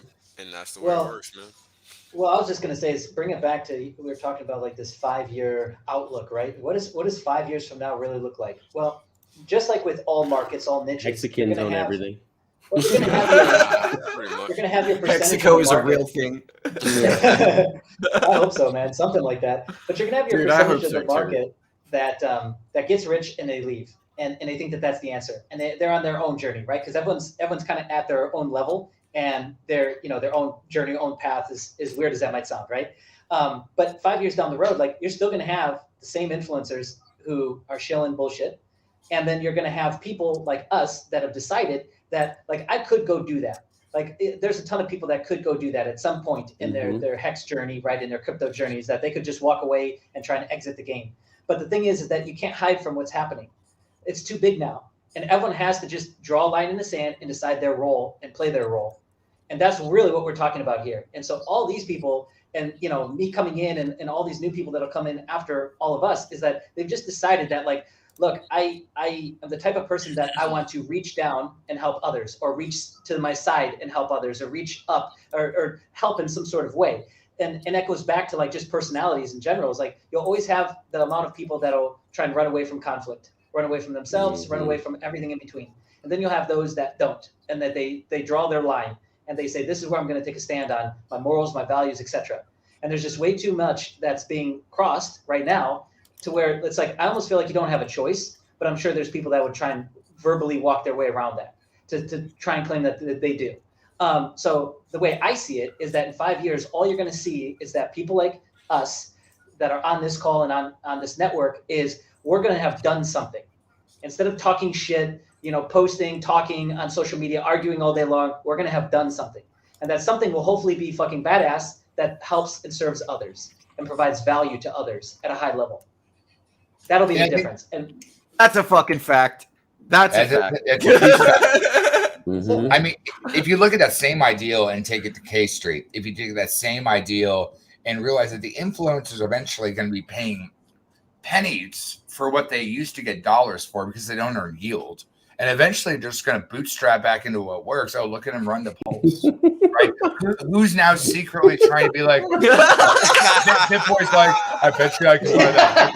I don't know. That might be too soon. I think we may not have DS shirts for that poor fucking boat, dude. That poor boat. They're not coming for 7.5 years. You're going to wait halfway to the 555 to get your DS. So you want to know the kick in the nuts to all of that, guys? They tell me, oh, yeah, so your order, they charged me 1/3 of my order for a duty tax. And I'm like, I get to pay 1/3 of my total order for you guys to sit in the harbor for 6 months and not unload my shirts? That's really sweet of you guys. Yeah, are the shirts even there still? Are the shirts even there? Like, are they still? They haven't even been unloaded yet. They're still on the boat. You're paying a tax to get fucked. Yes. Yeah. Yes. Well, and there's already taxes that were paid before it left. No. So that makes it even worse. Yep. So how many taxes are you getting here? What the fuck, dude? A lot. That's I'm learning a lot from this. We will have better partners set up next time we do this, because people we are working with, I feel like, are raking me over the coals, and I don't know any better because this is not my expertise. But I am learning real quick. Again, here's that School of Hard Knocks tuition. So I'm learning a lot about this side of business. I've never done anything with shipping boxes and wholesale. And now I'm learning that side of the game now too. So I'll be wiser the next time we do this. That's for damn sure. Yeah, that's crazy how they just keep adding to the damn price of shit. Mm-hmm. I mean, it's highway robbery.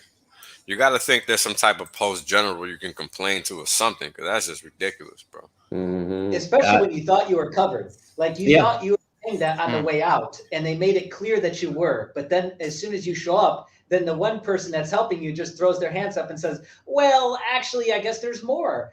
And then, like, because they already got theirs. So they sell you into your side of the equation to let them release it. And then as soon as it shows up at the next port, they're also waiting with their hand out. But the last guy told me that we were all done with those taxes. So it's like, what the fuck is going on here? Well, I straight told her in the email, I said, well, this is pretty freaking ridiculous. We need to figure out a better solution, or you guys can keep the fucking shirts. And I'm not paying that shit. And I will go to every fucking government agency that does oversight over the ports. And I will throw my fucking hat in the ring and tell everyone and make a fucking giant stink for the next 6 months just to make your life a living hell, is what I told her. So we'll see if she comes back willing to play ball or not. Yeah, that's one way to take care of it. Well, I don't care. They make it their fucking problem. Yeah, exactly. What did you feel like your attitude? I'm rich, bitch. I don't have to pick up no shit. The injustice done now, they're gonna pay that shit later, right? And we have no holds barred. I mean, when Wales got all hot about a whole bunch of shit recently, I'm like, goddamn right. I'm tired of fucking explaining the same shit over and over again. And it's the same principle of being triple, double, and all the rest of that tax because they can. We eventually will not have to have that issue because we have the upper echelon of asset yield and, more importantly, fucking knowledge. Well, that's where hopefully all this stuff goes, is to eliminate shit like that, right? Isn't that the point? Wasn't that the point of fucking crypto and eliminating middlemen? I thought it was. Yeah, that's what I thought too. Talk about middleman. Fuck, how many here middlemen you got all on these this clowns on now? their fucking knees like it's something to do. It's ridiculous. Dude, the more middlemen that we can fucking get rid of over this next decade, the better life. Look at this shit. Everyone. Just in 2 hours ago, I just noticed the governor of New York wants to mandate fucking crap for kids next year, just so they can go to school. This is where we're at. I mean, these people really think they're gonna be around next year. That shit is comical to me. Give them an inch, they take a mile, is the saying, right? Yeah, exactly. And people do all the fucking time because they're too busy bending over and not standing up like they're supposed to. Yeah. Yeah, it's very interesting to see. And so again, that's long-term perspective. That's hopefully some of the shit we'll be able to eliminate. And that is hopefully the vision for something like Web3 and NFTs. That type of different ownership and different relationship with each other is what this hopefully will lead to. Better relationship with money, with transactions, with middlemen, right? Yep. That's the point of all this shit. There is no middleman with DAOs, though. There's just fundamental tools to put plumbing into the system, right? Yes. Middlemen take their piece. DAOs maybe take a sliver because it's operational cost, but there's no $100 million CEO payoff before they fucking lay off 80% of the workforce. It's different. So the future of how all that work will be very, very interesting if you look at the gamification and itemization of how it could possibly work based on the way it's going. If the markets move for the people, by the people's consensus, and that's what a DAO is, whether it's a high range DAO or a low range DAO, it's consensus by proxy. Yes.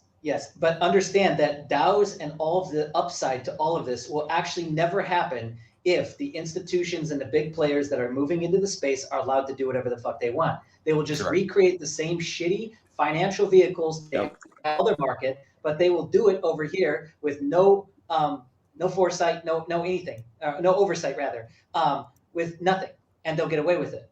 So it's like this. That's why conversations like this need to happen. What's kind of crazy is if you look around in the space, how many people are still terrified to mention anything about the poke?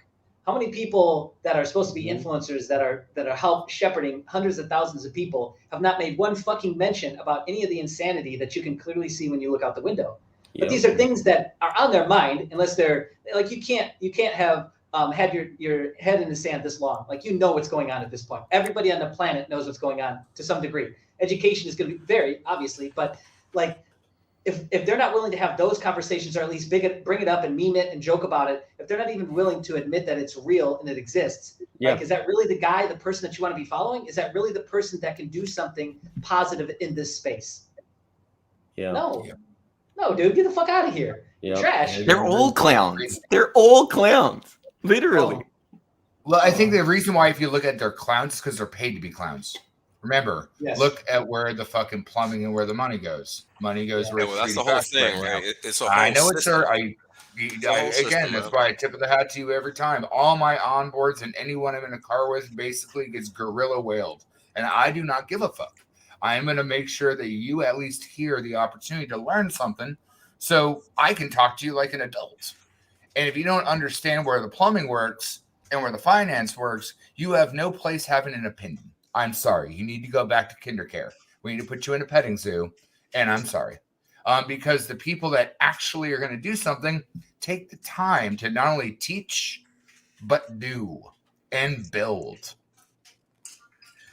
Yeah, 100%. 100%. Yeah, I mean, it's this is why I try to explain. It's a layer of lies, right? And it's a mass psyop of proportions that people cannot even fathom. Right. And I think that that's the bigger issue. And it becomes so unbelievable for people that they just can't wrap their head around. But at the same time, they won't try to discover either. So what happens is they just end up complying, and that's what kills them. At this point in time, that is what's happening. That's what kills them. People are dropping dead worldwide. Not even fucking hype. Like, this is just literally happening. Like, if you're not in the know, then you just got your head up your ass. I don't even know what to tell you at this point. Well, it's intellectually lazy, and then they're trying to turn around and use those excuses and talk arounds. What they do is they use the same verbiage that's given to them. They're just parrots. I mean, they're just fucking parrots. It's unfortunate. Go ahead, Jay. That was it, man. Go for it. That was it. Oh, no, well, I'll just I'm one of the unfortunate fuckers that have $250,000 in student loan debt. So I have paid $1,100 to $1,600 a month for over 10 years, and that has not even covered the interest.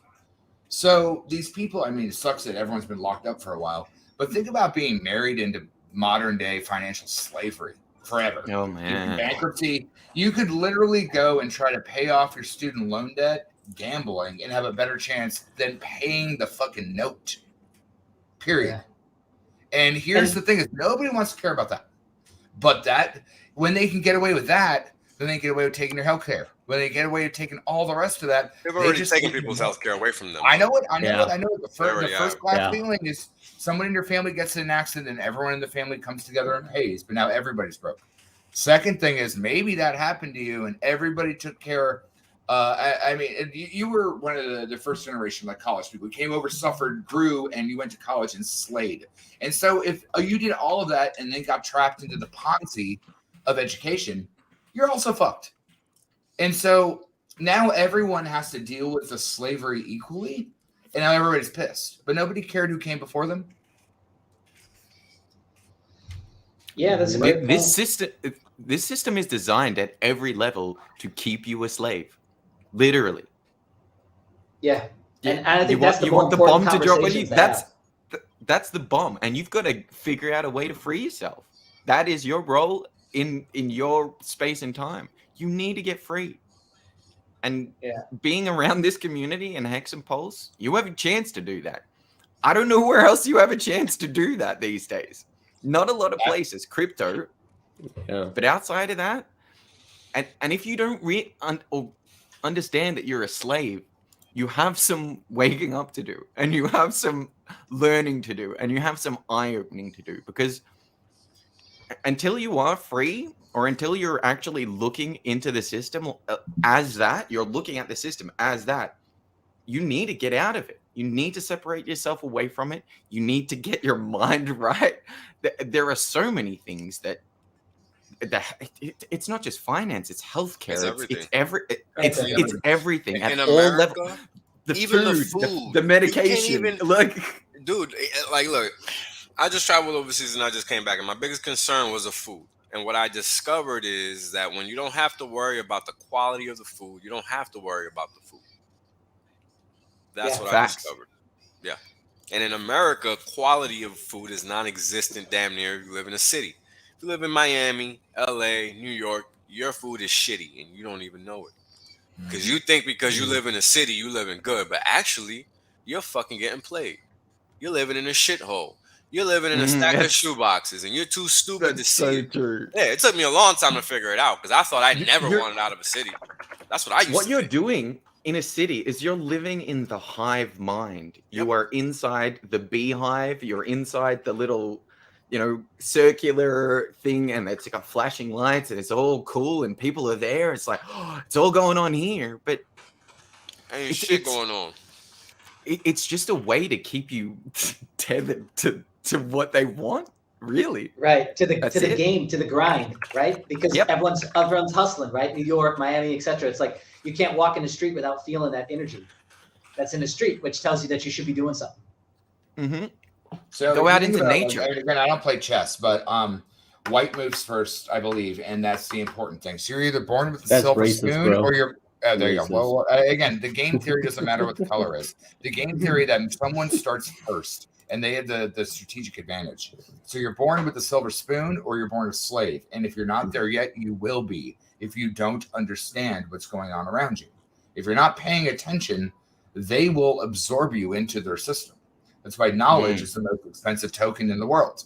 Again, all mechanics are mechanics by mimicking life within an ecosystem of levers and pulleys and seesaws. So look at what's in front of you. Do you think the silver spoons want more people in their playing field? No. But the people on the other side of the seesaw, they have nowhere to go. They have no leverage. They're flattened. And that's what they want to do. Keep that glass ceiling in front of you. And if you're not taking the time for free to learn, I do not know what to do with you. Just not ready for it. Just at that phase, right? Because there's different levels to it, right? There's like, once you kind of first crack into this stuff, you can't help but be upset. And I would even argue that after you learn new depths of it, you get re-upset all over again. But the upsetness is even greater than the last time you were upset, because you realize that there's more to it. There's more depth to it. You're a veteran now, and you're used to it. That cycle, though, I hope should lead you at some point, I would say a person of moral sound values, to then want to do something, because you realize that part of the game, like this life is a game, and part of it is to figure out where you want to kind of leave your mark. And I can't think of a better way to leave your mark than to try and help make positive change for your life and for others around you. And I think if you're on that path and you try to accomplish that, then you're doing pretty good.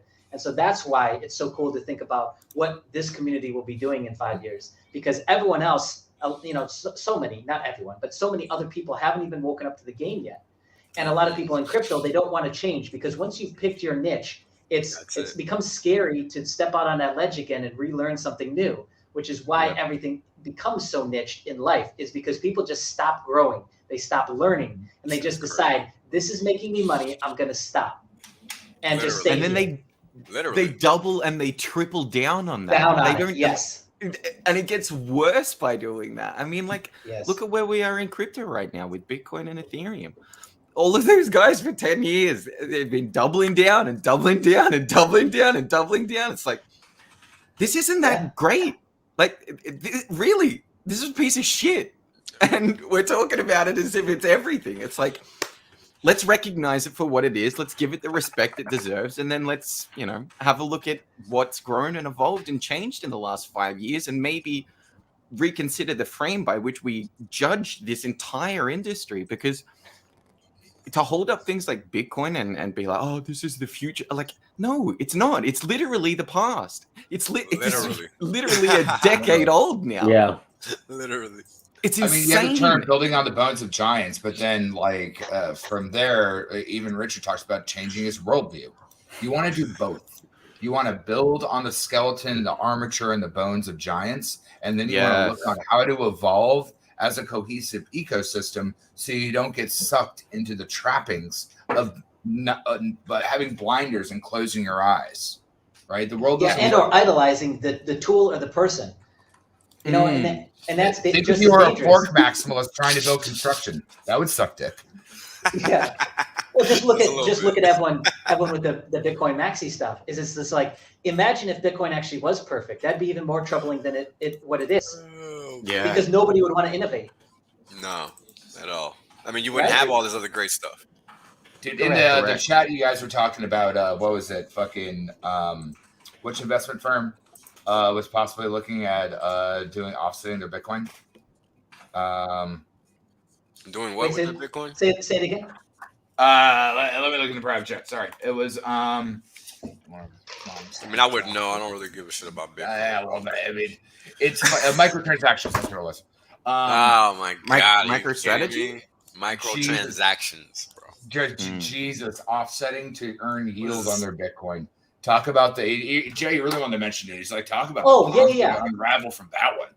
Okay, so let's just quickly unpack this here in case you aren't following along, like how much of fractionalized money this is turning into. So you have MicroStrategy, who goes out and they got their board of investors, they got funds that they bring in, right? They make money somehow as well. Those funds are now being mostly subsidized into Bitcoin and Bitcoin holdings, and then they're about to take that holding, which has its allocations and ownership, percentages already accounted for, and they're going to fractionalize that again, and then have you come in and get a piece of it for some sort of return on both parties. Very confusing. The Big Short, wasn't it, back in 2008?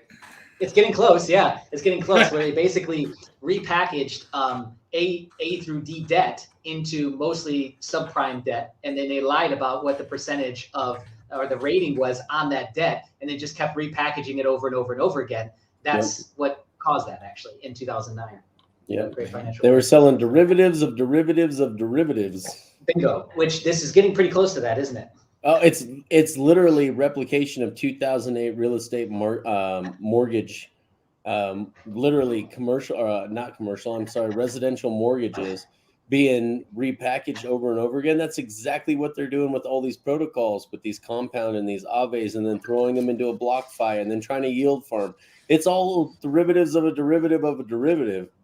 Yeah. And the Dolo, thanks for the stream, for meeting us on the stream, bro. What's up, man? What's good? Glad you joined us, man. What's up, bro? Yeah, dog. What's good? How y'all doing? I was kill the momentum. Sorry, Jay, but I definitely didn't want to keep Dolo sitting in the. Yeah, that's all good. I was just gonna say is that that's the big issue right now, is that there's just too many people hunting for yield. Yeah, that's what's causing a lot of this. Whoa, so it's like, doesn't that sound familiar, guys? I've only been talking about it since I started streaming. Sounds very familiar. That's why Miche and Kinetics were fucking with the Ponzi's. We were trying to find something that actually gave you residual income. You guys have no idea what's about to fucking happen once we're done. Tell you what, you motherfuckers selling Hex, good luck to you. I just don't even understand still why people. I'm gonna tell you right now, because I said it once before. These sellers will be suicidal come next year. Good luck, folks. Yep.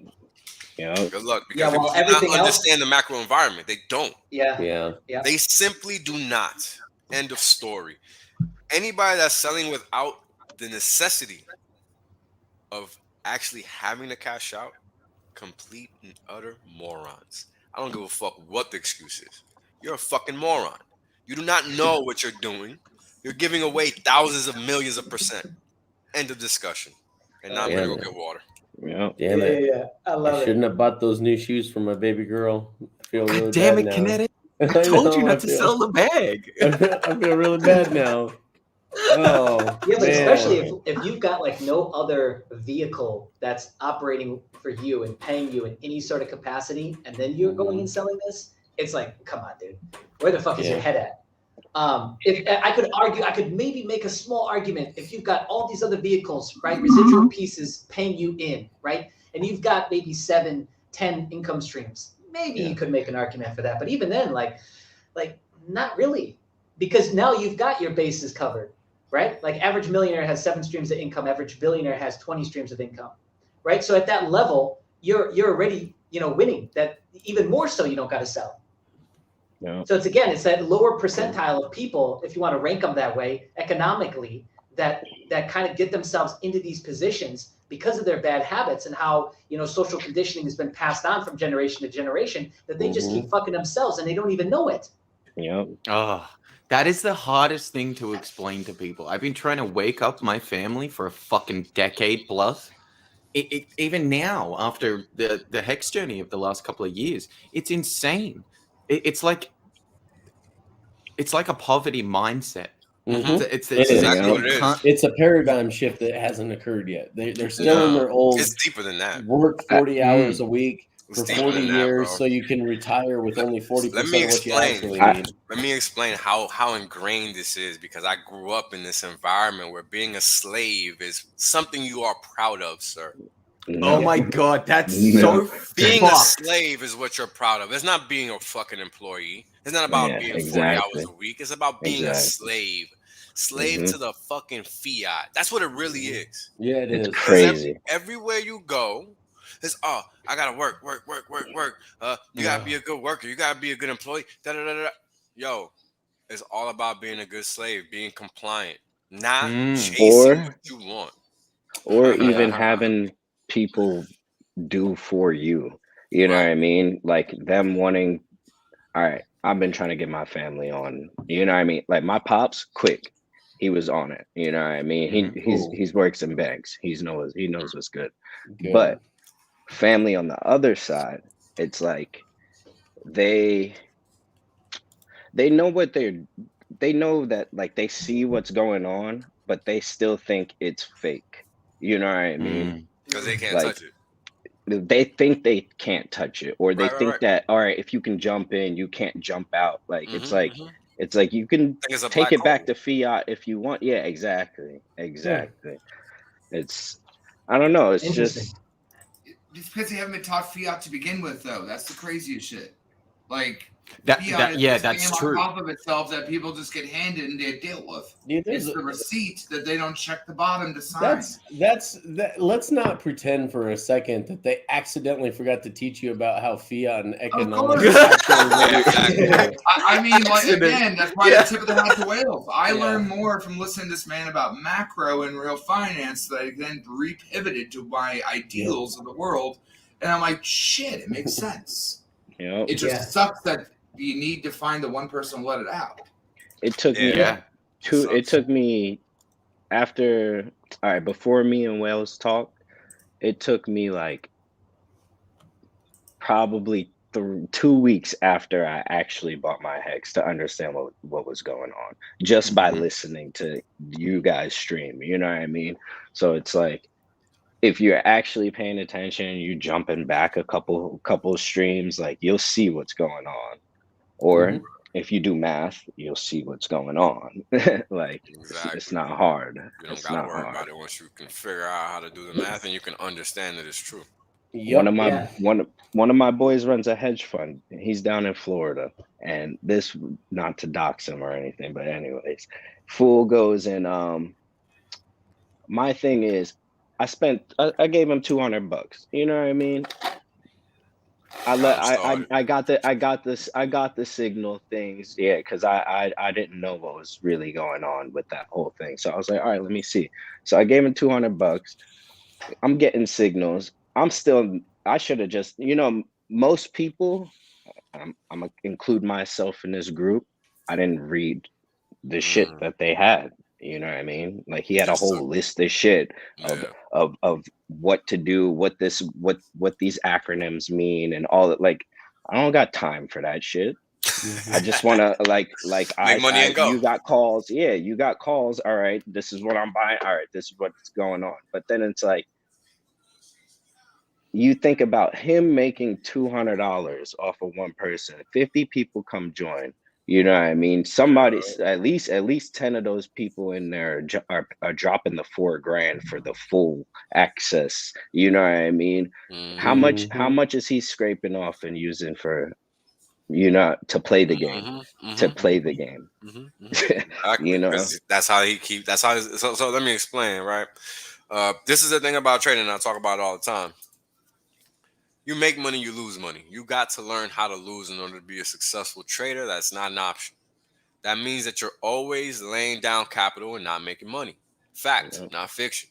If you've been in the markets more than a freaking day, you understand what I'm talking about. If not, then you just haven't figured out what's going on yet, right? Because every time you take a trade, what you are doing is you are taking risk. It doesn't matter what you take it in, right? The difference between Hex and everything else is exactly that. Because in Hex, once you buy and stake it, you don't have to worry about it. It's making you some money, and you gave yourself time. Yo, so I laughed at this fool because he hit me up the other day and was like, "Oh, Hex, LOL," and I was like, "Yeah, but I'm printing every day. Like, I buy the top every day. I buy the top every day. Now imagine in 15 years, bro. There's a reason I fucking hate Wall Street. It's like, imagine in 5 years, this shit moves faster than Bitcoin. Obviously, it already is. Exactly. It's $65,000. You're printing 10 of those a day.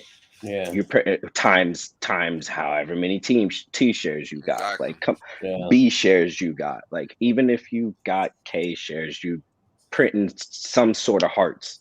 You feel me? I love that. That's the point. Like, even if you just got K, you got K shares, you're still printing hearts. I like that, bro. That's a great way to put that out there, man. It's true though. It is true. It's like later on, a heart is like Satoshi's. Like, come on, think about it right now. But that's the I thing. agree, Hex. Printing Hearts, bitch, needs to go on a T-shirt. That's what he wrote in the private chat. Printing Hearts, bitch. That needs to go on a T-shirt. All right. I love it. Mm-hmm. Hey, we got another friend of the stream, of the network itself, came out and met me in person when me and my family were out in Maui. Got to hug this man again in London. Jonathan, how you doing, brother? Yo! Aloha! What's up, Hexicans? What's up, man? Aloha! Cosmic Cowboy. That sounds familiar. Yeah. If you guys saw that badass, super bright suit with the colorful mohawk, that was this motherfucker right here. That was him out on the dance floor in the London event. We got to represent paradise in London if we're going to go halfway around the world to be with Hexicans. Yeah. How is it? How is everybody? I'm sorry. You're looking up at me because I'm driving around to the other side of the island. You need to clip some nose hairs. But other than that, we're doing good. We're doing really good, man. Thanks for joining us tonight, brother. That's really cool. It was really cool to see you in London. I wish I had gotten more time to talk with you. I wish I had gotten more time to talk with everybody. It was a very hectic night, and I was herding cats that night. So you did a fantastic job. I mean, for anybody, I think most of us either were there or saw it live stream, but it was just like from one exciting thing to another. It was amazing, and it was awesome. I mean, I'm still sort of dancing off of it. Yeah, it was so much fun. I wish someone else had thrown the event and I could have just sat back and partied with the rest of you guys. That was that's pretty good. That's pretty good success rate if you're still feeling high off that. Because I mean, you go to the Tony Robbins weekend, and by Monday you're already like dissolved. All that excitement's gone. So that's pretty good, man. A couple weeks after post event, you're still feeling it. Don't know, man. And you pay for that Cosmic shit. is an incredible individual. He was one of my first onboards, and he has quite a story to tell, but a great soul and a great person. So good to see you on, sir. Wow. Yep. Yeah, well, one of the things about London was it was really amazing networking. A team, or like an interview with Till. I think you know Till KNTX, and he's doing his own.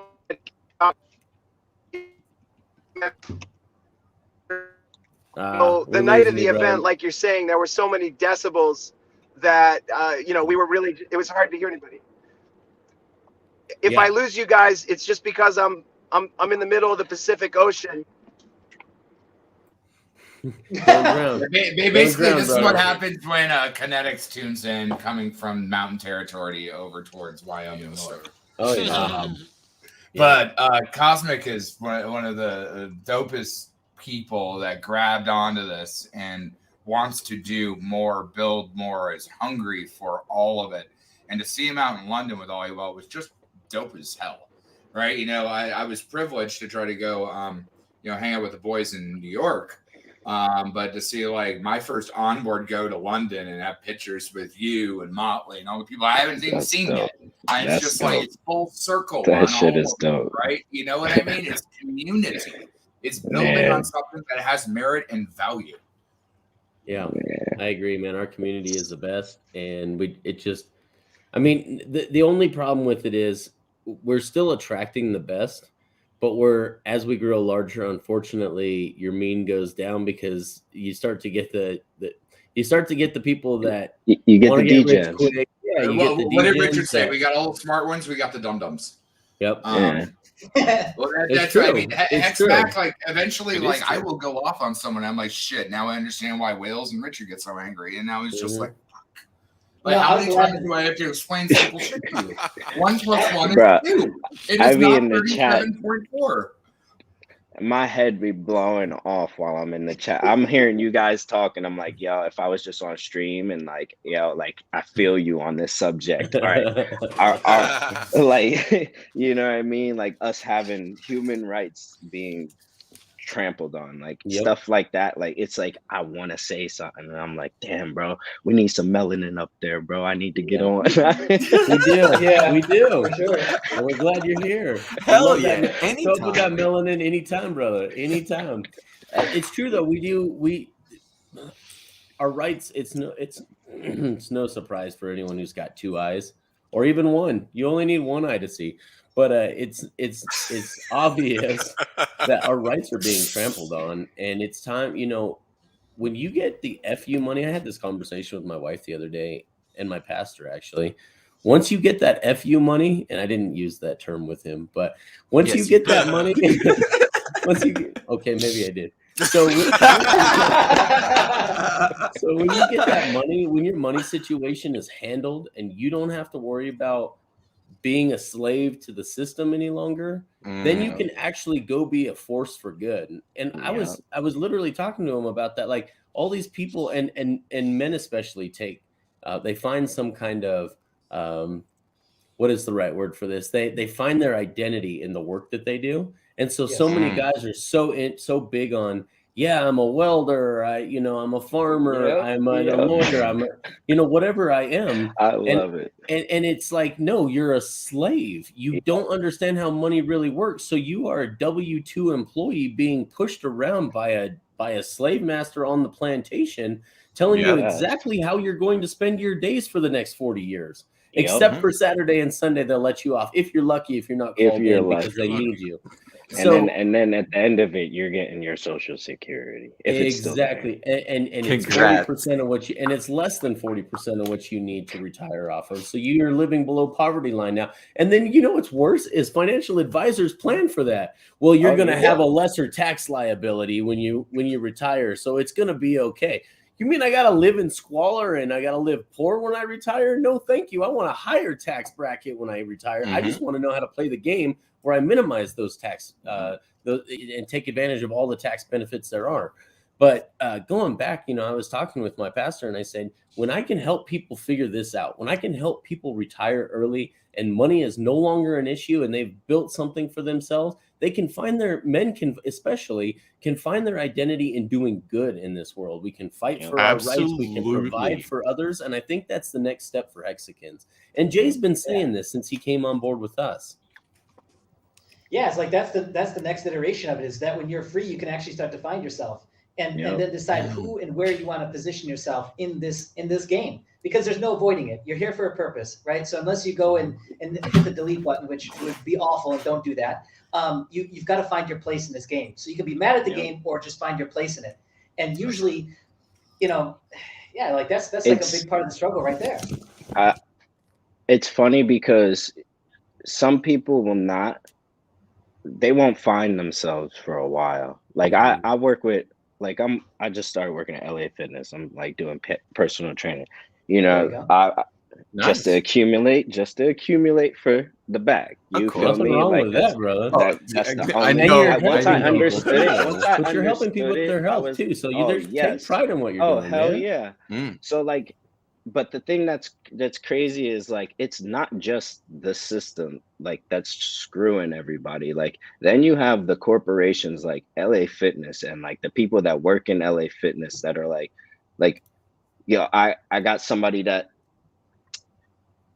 he doesn't you get customers that want to get off of a training program and they'll force you to be like, all right, I'll pay the $1,400 now and just get it done and over with. Or you just don't, and then you're just showing up every day, still paying $50 a day. Or you don't show up and you're still getting paid. You're still paying that $50. You know what I mean?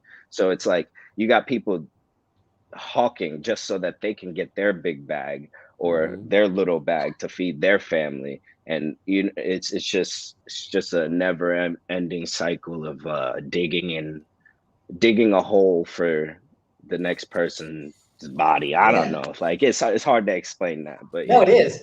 Yeah. But we get what you're saying, because there's just so many layers to this too. And it's mind blowing. It really is. And so that's why it's like the way I've been talking about whales and like the content that he talks about is it's like that good book that you can't put down, that you come back to every single year and you reread it again. And every time you reread it, you get something different from it. That is content like that because it's so eye-opening. You can come to it with a good mood, bad mood, emotional. I got triggered off of this. Like, you know, you come back to it every single time, you get something different. Yeah. Right. And that's where the value lies. Like that content is going to be fucking gold 20 years from now. Everything we're talking about is going to be gold 20 years from now because it's not going to change much. Nope. Yeah. It's just that everyone's going to be like, wow, they were talking about this shit 10 years ago. Oh my God. That's it. That's all that'll be different. You know, man, it's kind of crazy because, you know, a lot of people just, they just really think that it's okay to just let the world just drag them. You know, that's honestly what it is. And because of that, a lot of people act how they act. You know, I remember I was literally well on my way to ended up in jail for life because that's what's common where I'm from, literally. Like, it's not even uncommon. That's what's common. And people don't understand that, you know? This is why I take what I do very fucking serious. Because if I don't, I know exactly where the fuck I'm going to end up. I literally don't have a choice because I have to be the complete opposite of what I am. Otherwise, I'm nowhere. Yeah. So this is why I take what I do very seriously. And even more so, me knowing exactly what the fuck the setup is because I grew up in it. I saw it. I was able to evade it, right? I am a fucking alpha. I am the fittest, motherfucker. Get in fucking line and follow if you want to survive. That's a fact. I'm fucking 37. I shouldn't even be alive. And people don't understand that because they didn't have my life. They don't know, right? So when you hear me talking with this passion, this fucking fervor, take it seriously because it fucking is. It's not a joke. Yep. This shit is serious. Look at what's happening to a lot of people. Like, you got fucking $1 million athletes dropping dead on the field because they're too stupid. You want to be that guy or girl? Seriously? And just to touch on that, Wales, like I find that a lot of people in this community have been through some fucking horrendous shit. It's common. Horrendous It's shit. common. That's a fact. If you can save yourself from horrendous shit and going through that suffering and pain and whatever it is, you got more value to add than you can imagine. Well, the thing about it is you have so much value to add and you don't even know it because you're just sitting there being quiet and timid. And that's how I was until I started fucking doing this shit.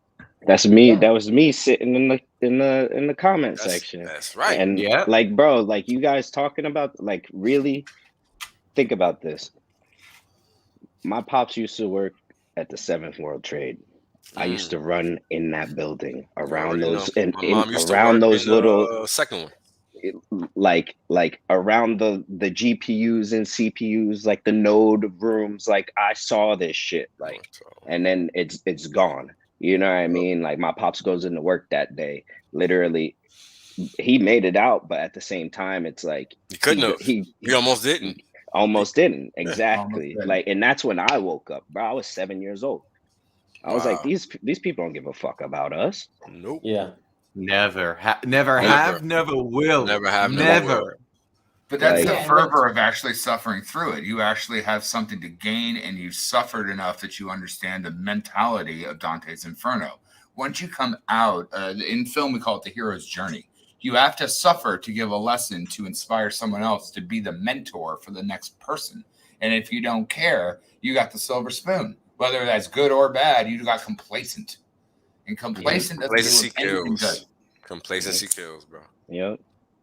Yeah, I mean, I thought this was the bedrock of personal development. I mean, if you were to wrap this shit into a book right now, wouldn't it be a New York Times bestseller? You slap a... It will be. It will be. It will be. And that's the thing is, like, between all of us Hexicans and all of our skills and all of our mindsets, as I was saying, Hexican inside, we are all building the next generation of utility, use, yield, and other things that back on the mentality of being a good human, help others, and try to break the system that tried to break us. Yep. You wouldn't give a fuck if you didn't burn to fucking get there. That is like, and I know that Wales has this in his soul as well, man. I love it. Fuck, man. I would do anything to break this system. Literally anything. I hate this shit. I barely fucking sleep. hate it. I barely sleep because of that. Ask anybody. Anybody ask me to do anything for them, I say yes. I never say no. You know why? Hey, that was mad trippy. We all did that at the same time. But yeah, I feel you, Wells. Nah, I feel you though. We're all in sync, brother. That's the thing. Like if they look, you probably didn't go to Vegas, but when you ever get around Hexicans in person, you're gonna notice something. And I've talked about this before. Everybody's literally having the same conversation, and they don't even know it. Because they're talking to different people all over, but in reality, like I got to, nobody knows what I look like, so I get to walk around and hear motherfuckers talk. And you hear people having the same conversation, no matter whether from Alaska, Canada, or Miami. Yeah, straight up, 4 corners of the earth, and everybody's having the same exact conversation. Why? Because we all want the same things. We're all tired. We're all fed up. We're all on the same page. We're all on the same energy wavelength. Yeah. You know, that's just what it is. And I mean, when you think about it, we have to be, because we're repelled by what is considered normal or consistent with societal norms or whatever you want to call it, the bullshit, right? We don't side with that. I mean, this is why crypto, and nobody ever, and you have a lot of people in crypto that don't want to accept that, and you got to, because there is no reason, there is no other reason that it exists except for that. Yep. Yeah, so we got to keep talking about it because it fuels that energetic frequency in the same way that the dog shit fuels dog shit. Correct. So we got to keep talking about this. Yes, sir. And we got to bring passion to it, because the more passion, the more energy. So if I raise my voice, I'm giving it more energy, correct?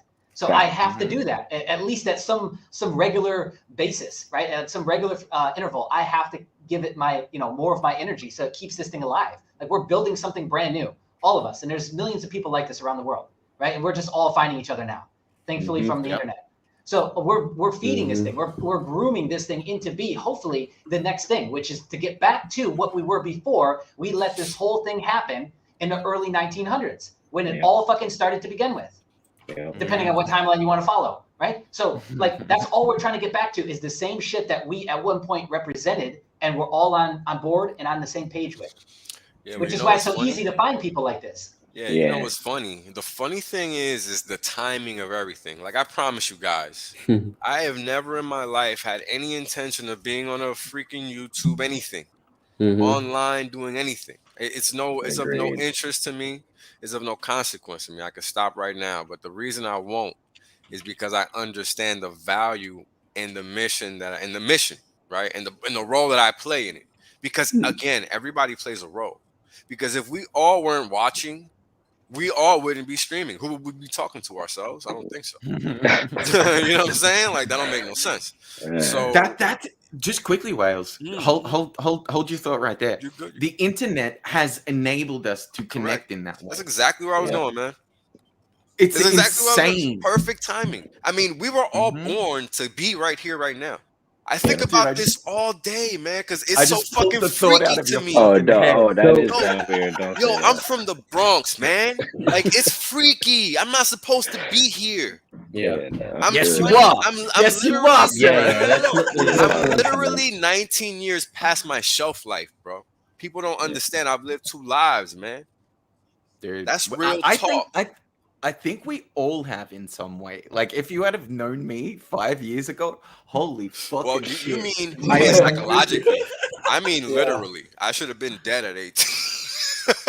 That too. Yeah, like, that's literal.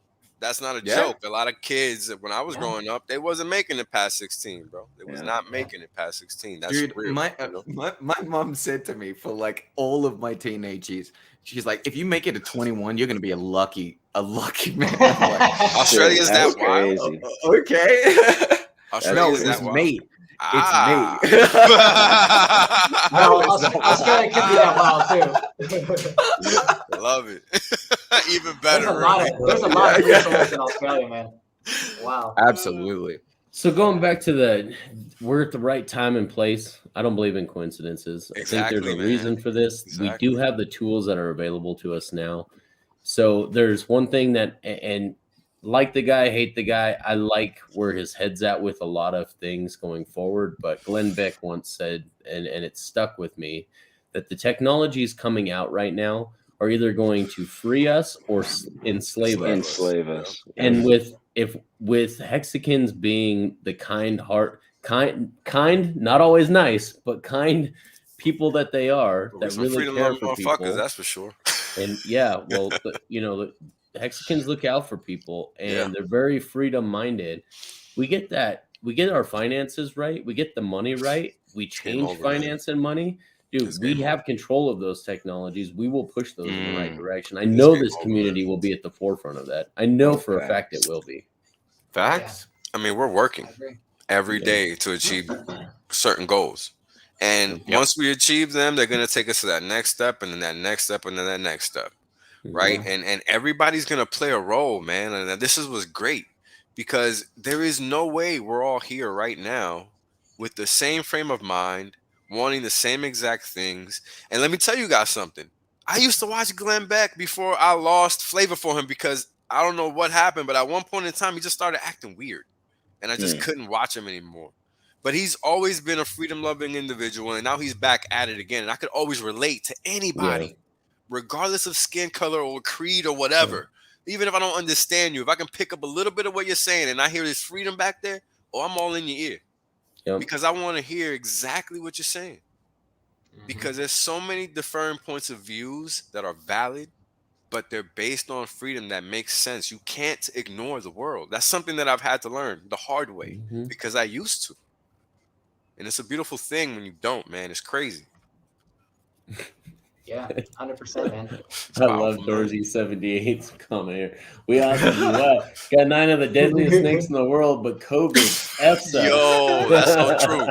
That's so true. Oh my God. Not to mention the most poisonous octopuses, the most poisonous spiders. It's everything. Not just snakes. Everything. Yeah, you got literally the most poisonous. Everything's trying to kill you there. Yeah. I mean, don't talk about Max Wallaby like that. That shit's fucking serious. I'm pretty confident. Yeah, Australia's I'm pretty confident that those the wallabies and the kangaroos will eat your dead carcass if they find you dead on the side of the road. Dude, is that right? Those motherfuckers will straight gut you. Like, you've seen how jacked they are. They have claws that are like that. I don't know. They like just those are jump up claws, and right? eviscerate you. It's fucking insane, man. Damn, I didn't know they were that dangerous, bro. Shit. Yeah, those are claws. I know. It's just outrageous. It's outrageous. Yeah, I'm not like an animal expert by any means, so I stay in. They had to. They've been having to kill like cull kangaroos for fucking decades, man. Really? They're like a wild marsupial here. So they're like, that's wild. I mean, they can also matches with out themselves, right? So, and then after that, be like, they can go fuck with others, right? I mean, that's like having a little enemy like in deer, your backyard, right? Man. That's crazy. Do they populate like deer or not? Sounds like not really. They're like bunny rabbits, aren't they? They're like big ass jack rabbits. Hopping black bears with legs. They don't particularly like to be around people. I mean, if you see a kangaroo couple of hundred meters away, it'll just jump off and not bother you. But you've seen some of those weird videos on the internet. Yeah, that's exactly right. Look at the muscle, dude. Look at the muscle on it. I know. Look, that thing is jacked. Look at those legs, man. They'll kick you and knock you through a brick wall like freaking something out of a comic book. You gotta pull up the image of the kangaroos boxing each other. I mean, Dorsey78, thank you so much for sending this to me in my DMs so we could throw it up on stream here. Check out this one. KNTX. I'll send it to you in the DM. Okay. Oh Lord. No, I remember I went to Australia and like as soon as I got off the plane, it was followed by I saw that comment, man. Go. Oh my goodness, is that real? Is that real? Yes, dude, that's exactly what I thought of when they were like deer. I thought of a deer in Jersey. Yeah. Whoa, you want to talk There's about mad deer in Jersey, bro. Yeah, right. That's not a kangaroo. Look at those That's fucking like bicep veins, man. It's like a bear, That's bro. what we're talking about, right? Crazy. Australian steroids. That's not a kangaroo. That's a chupacabra. If Distinct wings, give it one more rotation cycle, and then now you're fucked. You can jump in. Goodness, dude, freaking look like me after some pre-workout. I was gonna say, there you go. It's Dolo. What is Dolo this? after pre-workout. Some pre-workout. That's some serious pre-workout, dude. We need to find out what brand that is, man. That's a real kangaroo. That motherfucker's He's got a blue steel look as well. I'm running for that motherfucker. That's the whole point. Dude, that thing is like straight yoked out like a person, dude. I gotta pull that back up again, dude. That thing is straight yoked out like a person. Watch him posing. He's fucking posing. Is that a power vein? That's crazy. He's got fucking power veins, bro. He's got Arnold-sized power veins. Yeah, look at these freaking deltoids traps, and shit. yo, it's out of control. Look at that. I thought my traps blood was running I through ain't got that. no traps compared to that thing. Woo. Jeez. Get this. At least cheetahs are a different fucking continent. Fucking, you get cheetahs to fucking Australia, that fucking mutation would be like, now they hop. Yo, where's Motley? He's he said show them the clothes. Motley said show them the my god, this is crazy. I'm pulling it up right now. Oh my god. I am pulling it up right now. I'm scared in my pants. Dude, it's like a fucking raptor. Oh my god. They're raptor Damn. Oops, let's see right here. That's look weird. at those. That's wild. That's a whole bunch of nope.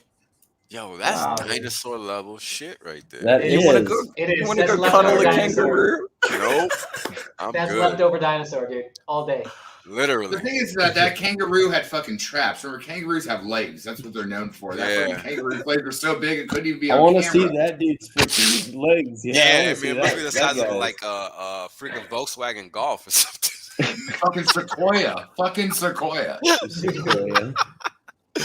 Freaking redwood trees. This is something, man. I remember the disclaimer I got when I went to Australia.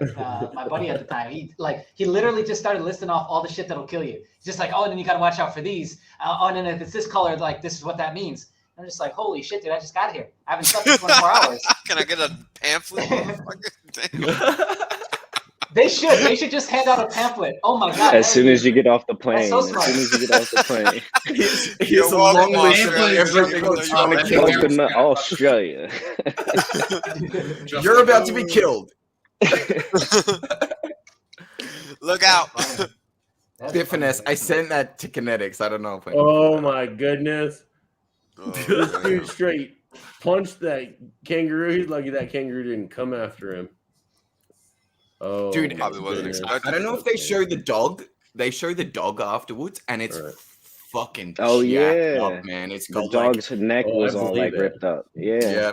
All right. I know exactly what video you're talking about. I'm not gonna show. I won't share the video. I won't share the audio because I'm scared it'll screw with us here. Don't show that. But check this out. Look at the dog. Look how straight head the dog is. Boom! Oh. He's like, oh shit, that was a bad idea. Let's go. Yeah, they didn't even get phased, man. Dude, that dog was straight in a headlock, dude. Yeah, that look he gave him was like, you better run, motherfucker. Yeah, that was cute. That was cute. That was cute. I'm coming now. I felt like it was confused. It was like, hold on, but we use legs. Like, you slapped me, like thinking it was the same because we're both because he was squared up. You know, what he was mean? squared up. You're right. The hind legs, so it's like, So it kind of look. I feel like that's why they don't like humans is because they get confused on like, yo, where's your tail at? Like, why are your arms so long? Yeah. I love how he was bouncing around with the dog in a headlock. Yes, straight headlock, bro. Oh my God. Straight headlock. That's crazy. He should have just walked away once the kangaroo let him go. Yeah, exactly. All right, we're done. I'm out. That's a pretty beefy dog too. He had. Look at that thing, dude. Look at that shit. That shit's got bigger fucking biceps than anyone on this stream right now. Like he's hitting the most muscular too. He's hitting the most muscular pose right there. Yo, shit, he's I'm trying to drown him. They use their tail and then they like they like peg leg off their tail as like they really put gloves on him? What is this? They put gloves on him. That's crazy. This is what the fuck. What is this? Yeah. Well, the thing is, the tail's the anchor, right? So it actually puts the center of gravity directly to the ground. Then it can it's leverage. He it's just leverage. Muay Thai clenches and then freaking leans back on the tail and kicks him with the legs, dude. Well, the thing is, it can even grab you with its arms while kicking you with its feet while leveraging with the every time he's struck. Look, every time he's struck, they were leaning on that tail every time, whether it was an arm or leg, every time. And you see some really good ones where they like rock back onto their tail and then they just fucking come through. Yeah, that's exactly what he did to the one dude. Yep. To the ankle, in the freaking God, dude, these things scare me. Yeah, bro. I didn't realize how scared I needed to be of the kangaroos. The crazier shit if the dude had boxing gloves to go into the ring with a kangaroo. I'm just like, I don't know about that. It's all shredded with that ain't gonna help. The boxing gloves ain't gonna help. Like, you, man. What do kangaroos? I find it funny. I find it funny that they have yet to even like say like, oh, well, we got the same kind of DNA, something. You know what I mean? Because like it's just us without a tail. It's us. We're them without a tail. You know? Correct. Like pretty much. Ways, like some of the look at it, five fingers. You know what I mean? Well, not fingers. Three or four. I think it was 3 claws. No, I don't know. Well, in that picture, that one that looked like 5. There's 5 digis on that one. Oh, Roger, as Dorsey calls him. Oh, 5, yeah. Alrighty. Interesting. Modern day marsupial velociraptor. Oh, fucking Motley. Is that the Rock in a roof suit? What do they eat? I'm curious. I'm trying to understand the position. They eat everything, don't they? I'm pretty sure. A lot of leaves, and that's why they're jacked, huh? Yeah, like gorillas. Yeah, and apes. Yeah. Yep. Funny how that happens. Probably drives an F-150. Hey, you trying to throw something at me? That's what he drives. Want some shade? They're herbivores. Okay. I love this from T-Bird. T-Bird is an Aussie as well. The Bible made no mention of kangaroos. Noah's Ark had no roos. I wonder why. That is true. They were sailing away from them. And they didn't have one of those guys on. Those guys are crazy. They'll put you in a Muay Thai lock and straight kick you at their legs. Australia is a crazy country, man. Just in terms of like natural habitat. Yeah, it kind of is. Yeah. I mean, if you think about it, it's like mentality, right? And like it has so many things that'll kill you. It's almost like hell on earth. This environment, right? Well, it's the same thing as like finance, crypto, and all the rest of that. Like when you actually rise and you get meddled by that, then you have some fucking poison to give, right? You actually are protected. You have the asset and ability to defend yourself. That's never been done before, right? Nope. Never. And it's funny because I was just thinking about the ports, like those not ports, forts, those big forts that you see in Australia. I don't know if you guys are familiar, but that's why it became a prison colony. They took those forts and just converted them into prisons. I mean, those things, you couldn't get out of them. Once you got locked in there, that was it. That's wild. Yeah. And I mean, if you were trying to get in, you couldn't. I think that speaks also about the resilience of like life, right? You give it the most inhospitable thing, it develops. Yeah, it develops metal to bring metal to the table. Yep. I mean, that's the most, I was thinking about this earlier today, actually. It's interesting when we get to this topic. But, being human is dangerous, right? Because at the same time, while we learn to adapt, sometimes we learn to adapt to the wrong things. Facts. Right? Like I used to be a wild individual, like out of control. And there's a lot of us that grow up that way. And for some of us, we can't put ourselves on track, and that's the dangerous part of life. And for a lot of people where I come from, it's they don't have the ability to find their way no matter what, and there's some people, it's just the way the system is designed, and a lot of it is coming to an end because of that very thing, right? It doesn't allow people to prosper. And you guys got these on your freaking island too. What the wombat? What is that? Oh, that's a koala. No way. That one looks like that's got the wet mange. Oh, not that one looks like it straight got the mange. Yeah, really? Yeah, but if you think about like what you're just talking about, Wales, like you take like a domestic thing, like you declaw a cat because it inflicts insignificant things to like your furniture, your trappings, you know, your rug. But like through that qualification, it's how you really domesticate a species, an animal, a lifestyle, and all the rest of that. And it takes time for that time and metric to be apprehended. You know, we've talked about it before. The new finance system, whether it's healthcare, student loans, or all the rest of that, is the inner slavery of generations in the future, right? It's that future District 9 that they're building, so they can have at least literally. Yep, literally. I mean, it's crazy, right? Because, you know, how do we all come to this one point in time? I mean, I was talking about this earlier, and I didn't get to touch on it that much or at all, really. But I just think about how my life went, and there's no other way I could have gotten here. Literally no other way. And I'm guaranteed that everybody feels the same way in some shape or form, right? Because why not? Every step you took brought you here. So everybody has to feel the same way. And it's so crazy because it's all the right people at the right place at the right time. Yep. Yeah. I mean, behind the screen and on the screen. Because again, if we weren't all speaking the same language and speaking how we're speaking, people wouldn't be watching and we wouldn't be talking. You know, and that's important that people understand that, because that's real. None of this happens without the people, right? Yeah. Because then who are we talking to? I'm just screaming to myself still. Yeah. Like I was pretty before I much. started streaming. Now I scream at y'all.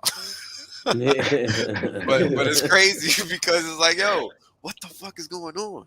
I'd rather hear it so I don't feel like I'm the only one. You know, what I mean? Right? Oh my God, man! It's like nothing's happening outside, but these motherfuckers is walking around with face diapers on. What's going on? I had a lady that I was working with, and she actually, I told her the last time we worked, I was like, yo, get, like, you know, athletes use like altitude masks to work out. Like, just get one of those. Like, she's wearing like the regular like hospital one, and it's like she can't breathe. She's laying down getting dizzy. I'm like, bro, like with your age, the way you are, like you can't just like you need to take account of what you're doing to yourself. You know what I mean? People and getting away with it, yo, it kills me, man. Or well, it's not even that. It's some people just fall for it. Like, how are you falling for the fact that you can't like you don't know how inhaling and exhaling works anymore? I mean, it's like, crazy, man. It's so crazy, isn't it? That is crazy. Yeah. This is the most basic thing I've ever seen go wrong in my life. And you do it without thinking, breathing. Like what the hell, man?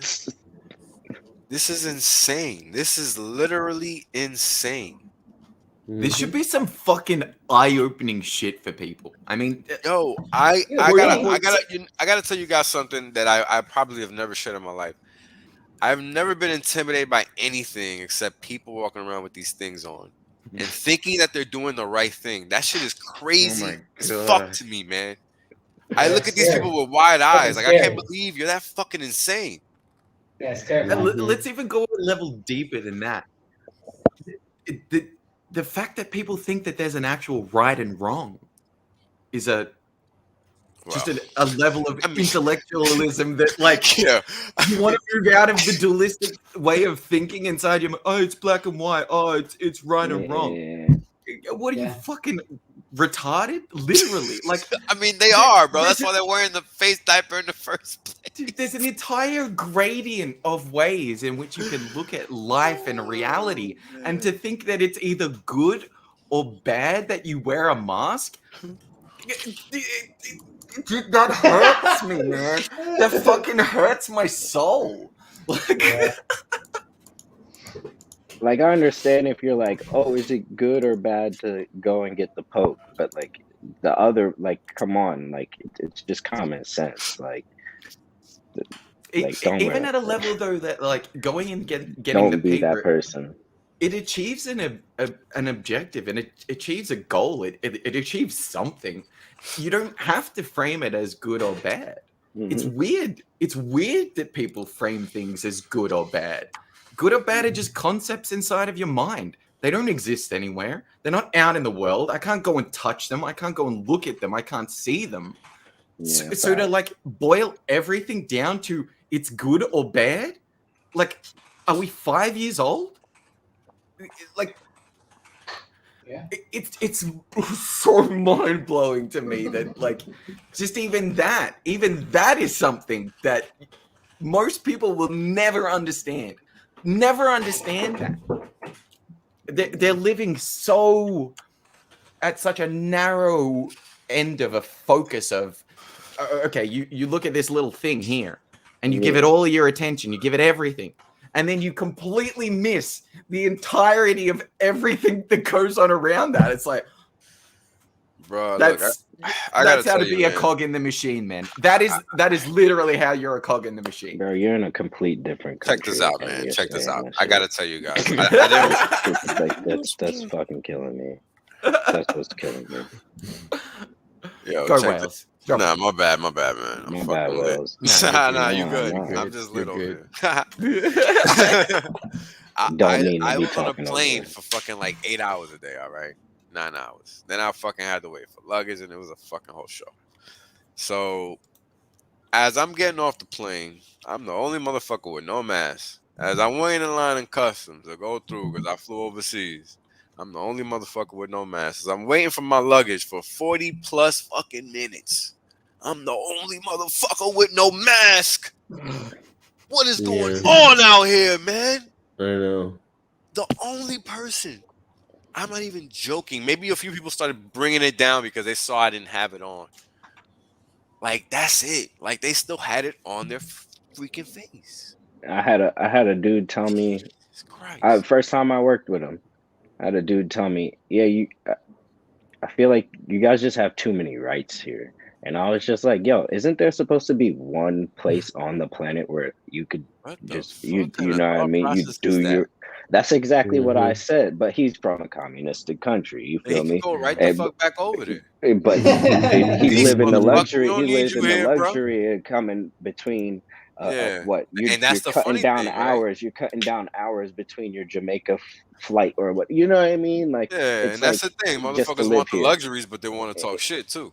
Yeah, it's wild. It's wild. That's privilege. Yeah, exactly. That's exactly what he doesn't want people and to he's have. Retired. You know what I mean? They retired, and it's like, yo, but like you retired. We don't need people like that here, brother. Go back to wherever you're bitch from. And complain. Like, I mean, that's why knowledge is the most expensive token in the world because it doesn't care about your privilege. It's knowledge. Yeah, right. And if you don't change your worldview and keep adapting and keep learning, you become the facts machine maximalist. You will fade to the end of time. Your knowledge will have no legacy, and neither will your generations. Yep. And that's sad. That's sad. The last thing I want is to have kids and have them not be educated properly, to the tune of them being able to see what the hell is going on. Come on. Yeah, I almost feel like now it's like within your civic duty to not wear a mask, to remind everybody 100%. to take it off too. And it's okay to say, you don't have to wear these, guys. Yeah, I'm showing you that you don't have to wear it anymore by not wearing it.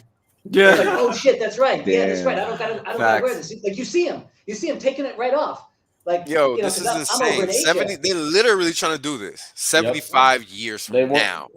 We're willing to release the contents of our poke in 75 years. They're asking for 75 years protection. The NBA said that.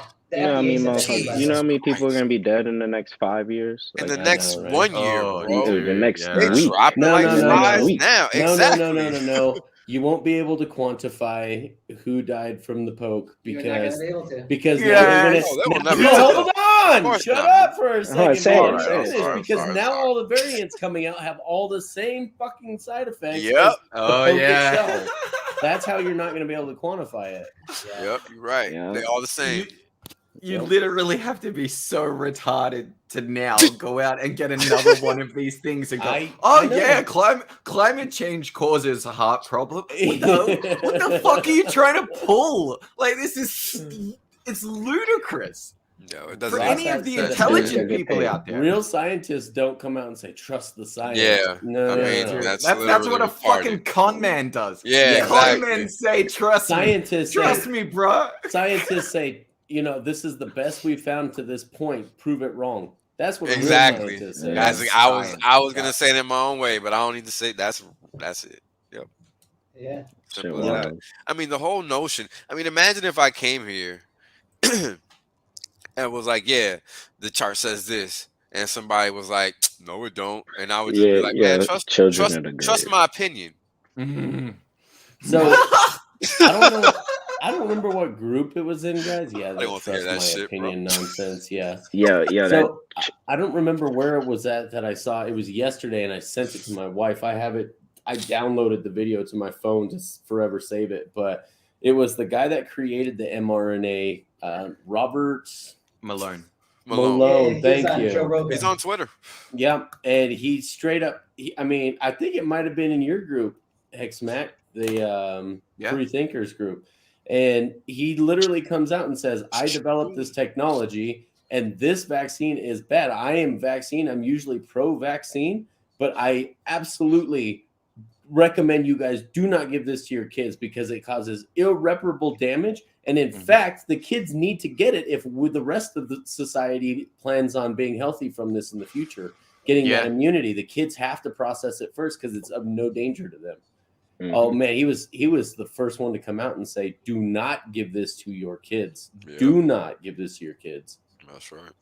He was the first. He was the person that called out that vax was bad. He said it's not even designed for this. Yeah, it's not designed for this. He also said the PCR test, same thing, not for this. Yep. So. If the guy that designed it says don't use it, he's the guy that designed the test. He's the guy that designed the PCR test, by the way. He says this is not for that. So, imagine if Richard said that. Imagine if Richard came out and said, I was fuck Hex, man. You shouldn't use it. Yeah. What? And then everybody else came out like, no, Hex is the best thing ever. Trust me. What the fuck? Like, what is going on, man? Yeah. Like, we gotta tell people not to buy Hex. I think we're doing it wrong. I think so too, right? Pretty much. So yeah, it's funny because my mom, she doesn't listen to anything that I tell her. In my family we call it the powdered butt syndrome. So if someone's ever powdered your butt as a child, they no longer can take advice from you, even when you know more than them in the future. So she doesn't listen to anything. I'm so sorry. Don't take it. She's had COVID 3 times now, and she's vaccinated. And I said, Mom, did you take the vaccine for chickenpox after you had chickenpox? No, because I had an immunity. You had COVID before you took the vaccine. Why did you take the vaccine? And then she got it 2 more times after that. Killing me. Oh man, we talked about this before. What did they used to do when you were a kid and you got chickenpox? Yeah, they'll put you in a playpen with all the other kids and get you chickenpox. Everyone would get it all at the same time. Yep, let the whole neighborhood get it at the same. It was an opportunity for the whole neighborhood to get it at the same time. And then it's done. Yep. And then it's done. I listened to a doctor say the same thing. Yeah. Have you had chickenpox? Someone said, should I get the vaccination if I've already had the 19? Well, did you go get a vaccination after you had chickenpox? No. Yeah. Then there's absolutely no reason why you should. Yeah, man. This is crazy, man. It just doesn't talk about doubling and tripling and quadrupling down. Yeah. I mean, it's ridiculous, right? I mean, dude, they even have here in America. They have freaking pro-vaccination for your kid advertisements on TV. Yeah. That this kid has a heart defect now after they gave it to him, and their parents said, "We do it all over again in order to protect scum." It. You're like you are literally money. Yep, you are literally committing child abuse upon your own kid, and you're publicly coming out and saying that you would do it again.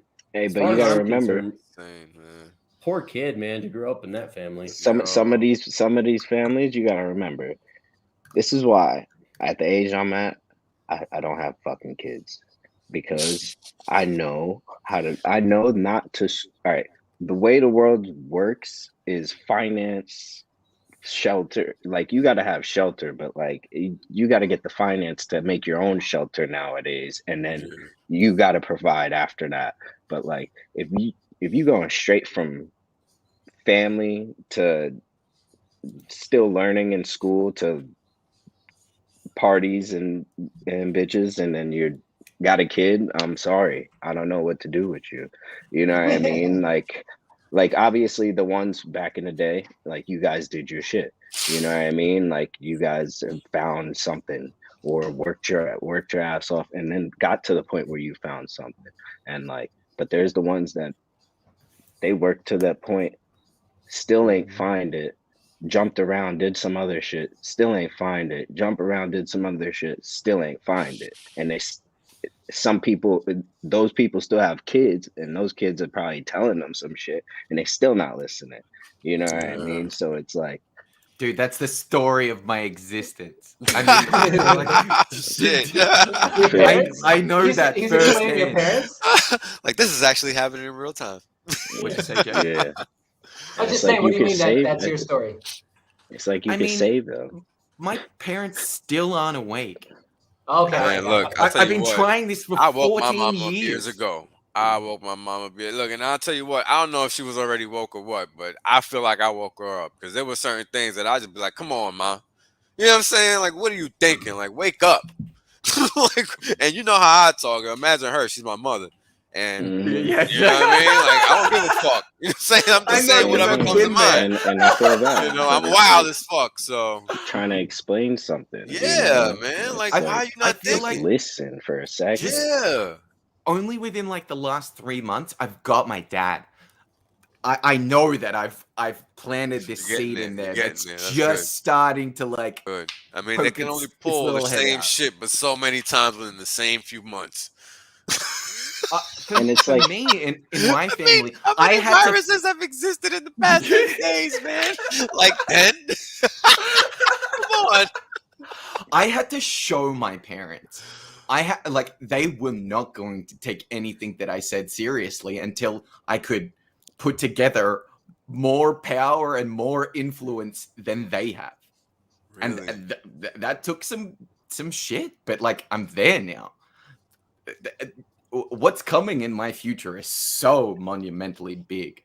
They don't understand it still, but now that I have that backing me, it's like, oh, I can take this more seriously. I can take you more seriously. Your family know how much of a fuck up you are. They know it more than everyone else in your entire world. So you really have to like. I don't even tell my family what I'm doing. It's irrelevant. Exactly. Until it happens, it's not gonna matter. I could tell them until I'm blue in the face. Yeah. But then when you come with the heat and you come with the power behind shit, it's totally different. Totally different ballgame. That's and right. And it gives weight to be able to wake people up, to be able to like go, out. Exactly. I'm out now. Yeah. Exactly. I mean, it's that simple, man. And you got to sit here and think about what we're talking about. We're talking about simple things here. My dad. I'm your dad now. I'm the captain now. That's what you said to his dad. I'm the captain now. Yo, we got the funniest motherfuckers in crypto. That's for sure. There's no doubt That's about facts. that. Dude, the comments keep me. I've watched a lot of crypto streams in the last few years, and no one has comments like Hex streamers, brother, that keep you just in stitches the whole time. Yeah, no. So, everything else is just chill. Chill. It is. It's cringe, bro. It's so cringe. I was talking about this shit earlier. We were talking about it earlier here. Yeah, what the fuck? I can't even remember. Yo, it's just nasty. It's just nasty. There's no real conversation. There is no conversations anywhere. No. It's just shit. Chart my coin. Chart my favorite. Yeah. Hey, tell me if it's gonna go up. Yeah, please. What you think about this? What you think about that? Yeah. And bro, I ain't even been in this space that long. I mean, like, not to dox myself, but like, yo, I ain't even been in this space that long. And like, I was like, yo, this stupid is here. Like, you can't be around stupid. Like, I need. Where's the real? Where's the real? Had the advantage of learning properly the first time, bro. Yeah, that's all, right? And you got to be able to compare and contrast. You know, if you're new, learn from those that know, and then go look at what else is going on, because that's the only way you're gonna learn what's good and what's not. I came from the world of trading, so I know what's not good. So I can tell you, till I'm blue in the face was not good, and I always will, because you're gonna need to hear it, because that's what I needed. and I got it, but until I figured it out myself, it wasn't really clicking, right? Like, and that's how I became a good staker. That to the tune of 90% of my teachers being 15 years. You know what I'm saying? Or 14 years now. Yeah, that's right. Like I was on my level of stupid was I saw Hex for the first time I ever saw anything crypto was Hex. Oh wow. You want to know? You want to know what's bad about that? Lucky only you. For this guy. Nah, but no. Spoiled, bro. No, wait. Okay. Because my dumbass Oh. let clickbait get me. I let the big letter scam get me with the exclamation mark. And then I hit one of my homies up that's like, oh, yo, I'm yield farming and I'm jumping in this ICO and this ICO. And he's like, don't wreck yourself, bro. Here's Uniswap. I'm like, what the fuck is all of this shit? And then, like, literally, bro, like, it's funny that you see a T-share now and you're like, damn. And then when you got in, you're like, fuck. You know what I mean? When you understand what it is, you know what I mean? So like January until a deep, you know what I mean? It was deep until I noticed and I was like, damn, that's fucked. You know, it was already jumping by then. Oh, yeah. But it's like, you just gotta, once you figure it out, you figure it out. Like you can't whack on it. I figured it out way after I got in. I figured it out probably 6 months in, and maybe 6 months into my time in Hex. Or 5 months. None of us figured it out for like fucking 6 or 7 months, man. We were all clueless. Everybody learned together, bro. Even when I came on the scene, a ton of people were still learning and trying to figure this shit out. Even people that were around, because this shit was complex, man. I mean, this is why we're so tight. We can talk about these concepts for hours because we have. Yeah. Well, if you listen to my interview with Richard, I told him, I said, dude, I found out about Bitcoin in 2010 from an IT friend of mine that I went to college with. But dude, I didn't trust sending money via a wire to some exchange in Japan. Some exchange in Japan was where the only place you could buy it at the time. I couldn't even figure out how to run my own freaking BIP39 freaking wallet because it wasn't easy like it is now. No, it wasn't. It was a whole mess back then. I can't remember. That $200 I was going to invest would have been at the height of 2017 was $40 million. I was like, oh my God. Had I only known. So damn, dude, imagine flipping that into Hex. Free claiming, bro. Free claiming. Still hold that bag. Ain't never touched it. I shouldn't have said that. I don't want to make you think about that, dude. Don't think about it anymore. Reclaim it, then turn it into ETH, and then free claims, and then drop it into the AA, and then swap it into the AA. Yeah, we've all been there. Don't worry. Yeah, but it's cool hard knocks, right? At least now we have people to teach. Children might be right. You didn't have that.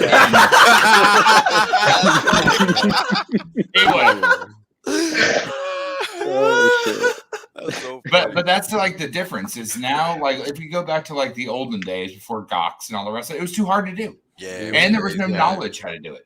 It was all tribal fucking sect shit. Yeah. And it was difficult. If you weren't techie, that's even ITs were walking away from it. Well, here's the crazier shit, right? And this is why, again, I respect what I've learned the alpha from Wales. Is I didn't understand the macro of the finance. If I knew, if I knew what fucking like an asset that could be tangible throughout any purchase of it.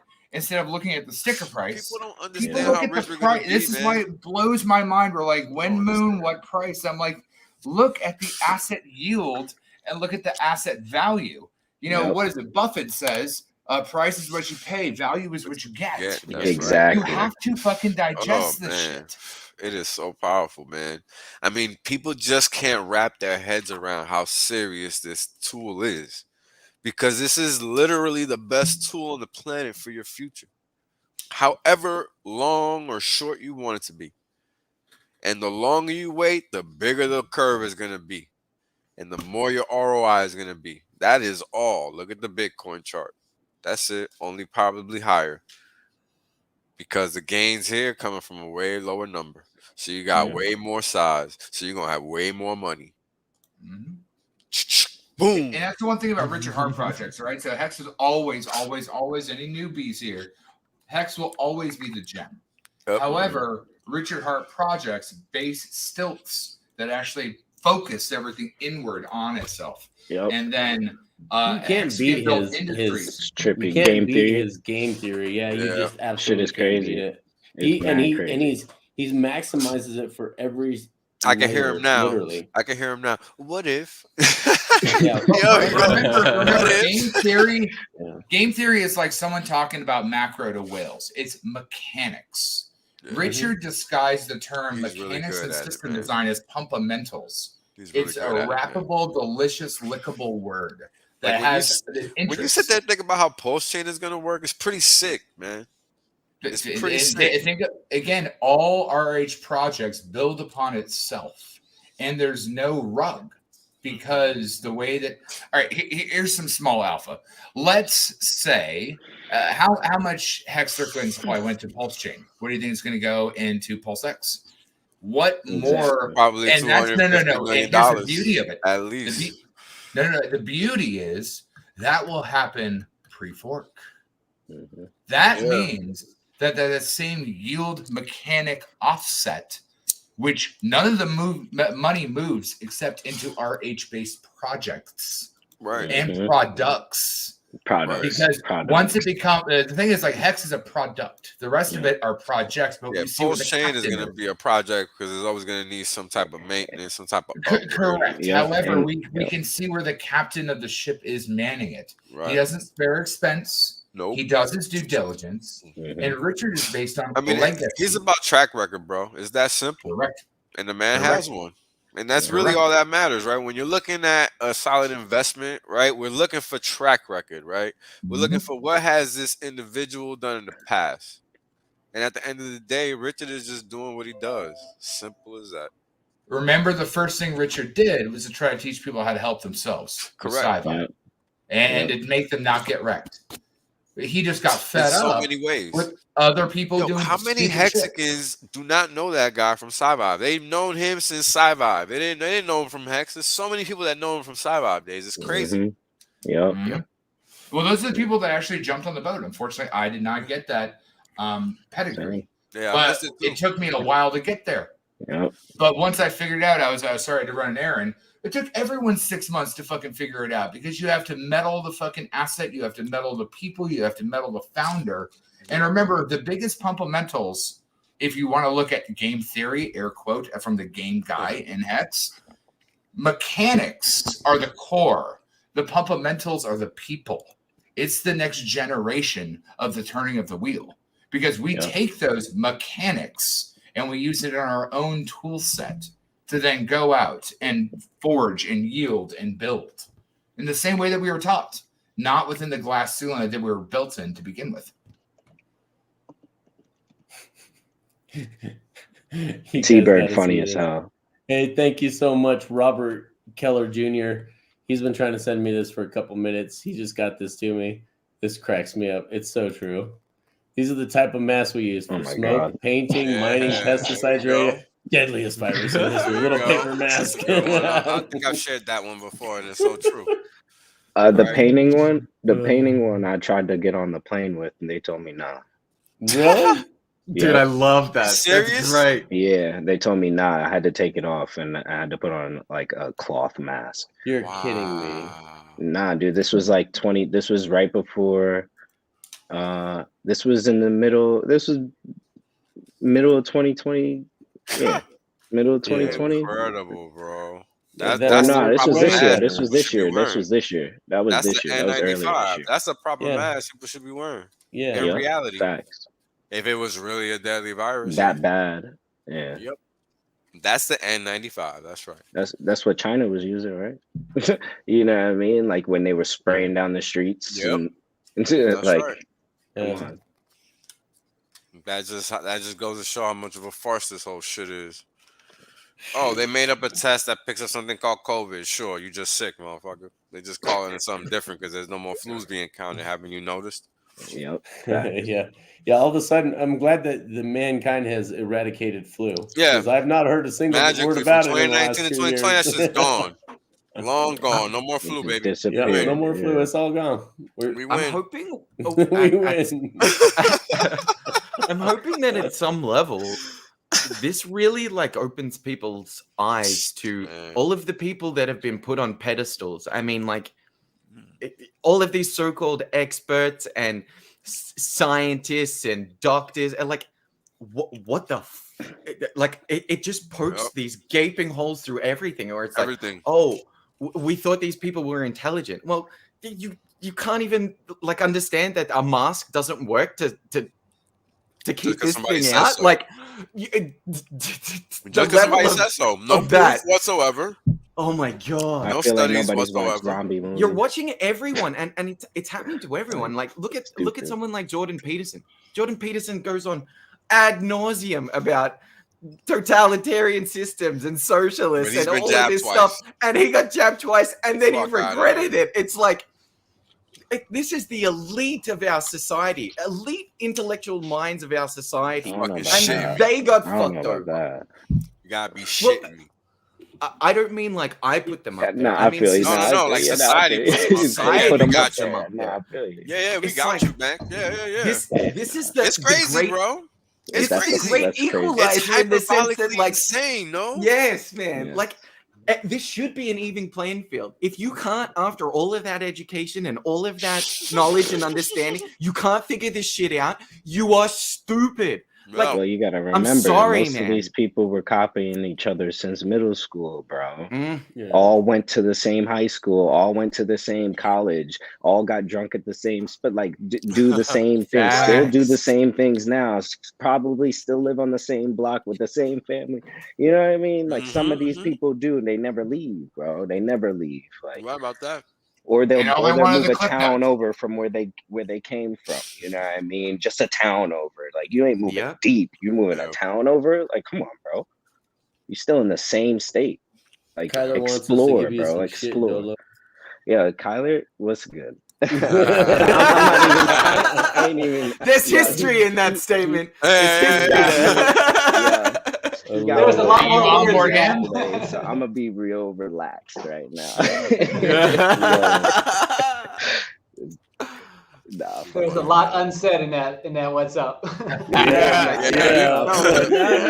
It's playing Apex, bro, and like I was trying to do a stream on like Instagram because try to do the first time being on live stream, you know what I mean? And like that's what kind of just made me like just be like, all right, fuck it, I'm going on DS tonight. Like I don't give a shit. You know, Dolo? Yeah. All right. Well, it looks like Children of the Grave knows who you are. Yeah, he's Southern California. He's out in the area I was staying in out there. Yeah. And bro, like you guys don't even know, bro. My ass was homeless. I was fucking hopping spot to spot to spot. Like I felt like I've been doing this shit since 17, bro. You know what I mean? Like, and it's just like finally, like, and I'm still not even where I want to be. You know what I mean? Like, but much better. This feels like, you know what I mean? Yeah. Like home or family. Yeah. Dude, and it's funny because my boy that put me in, like me and him, we've been skating. Like, yeah, we used to break down like Little Caesar pizzas. Like somebody used to come to the skate park and sell Gatorades and waters like $1 and shit. Like we was breaking down Little Caesar pizza, smoking blunt, skating, and like freaking my bad, but like like that's what we were doing, bro. Nothing and to be like bad about. this fool put like he was the one that like he disappeared, bro, just disappeared.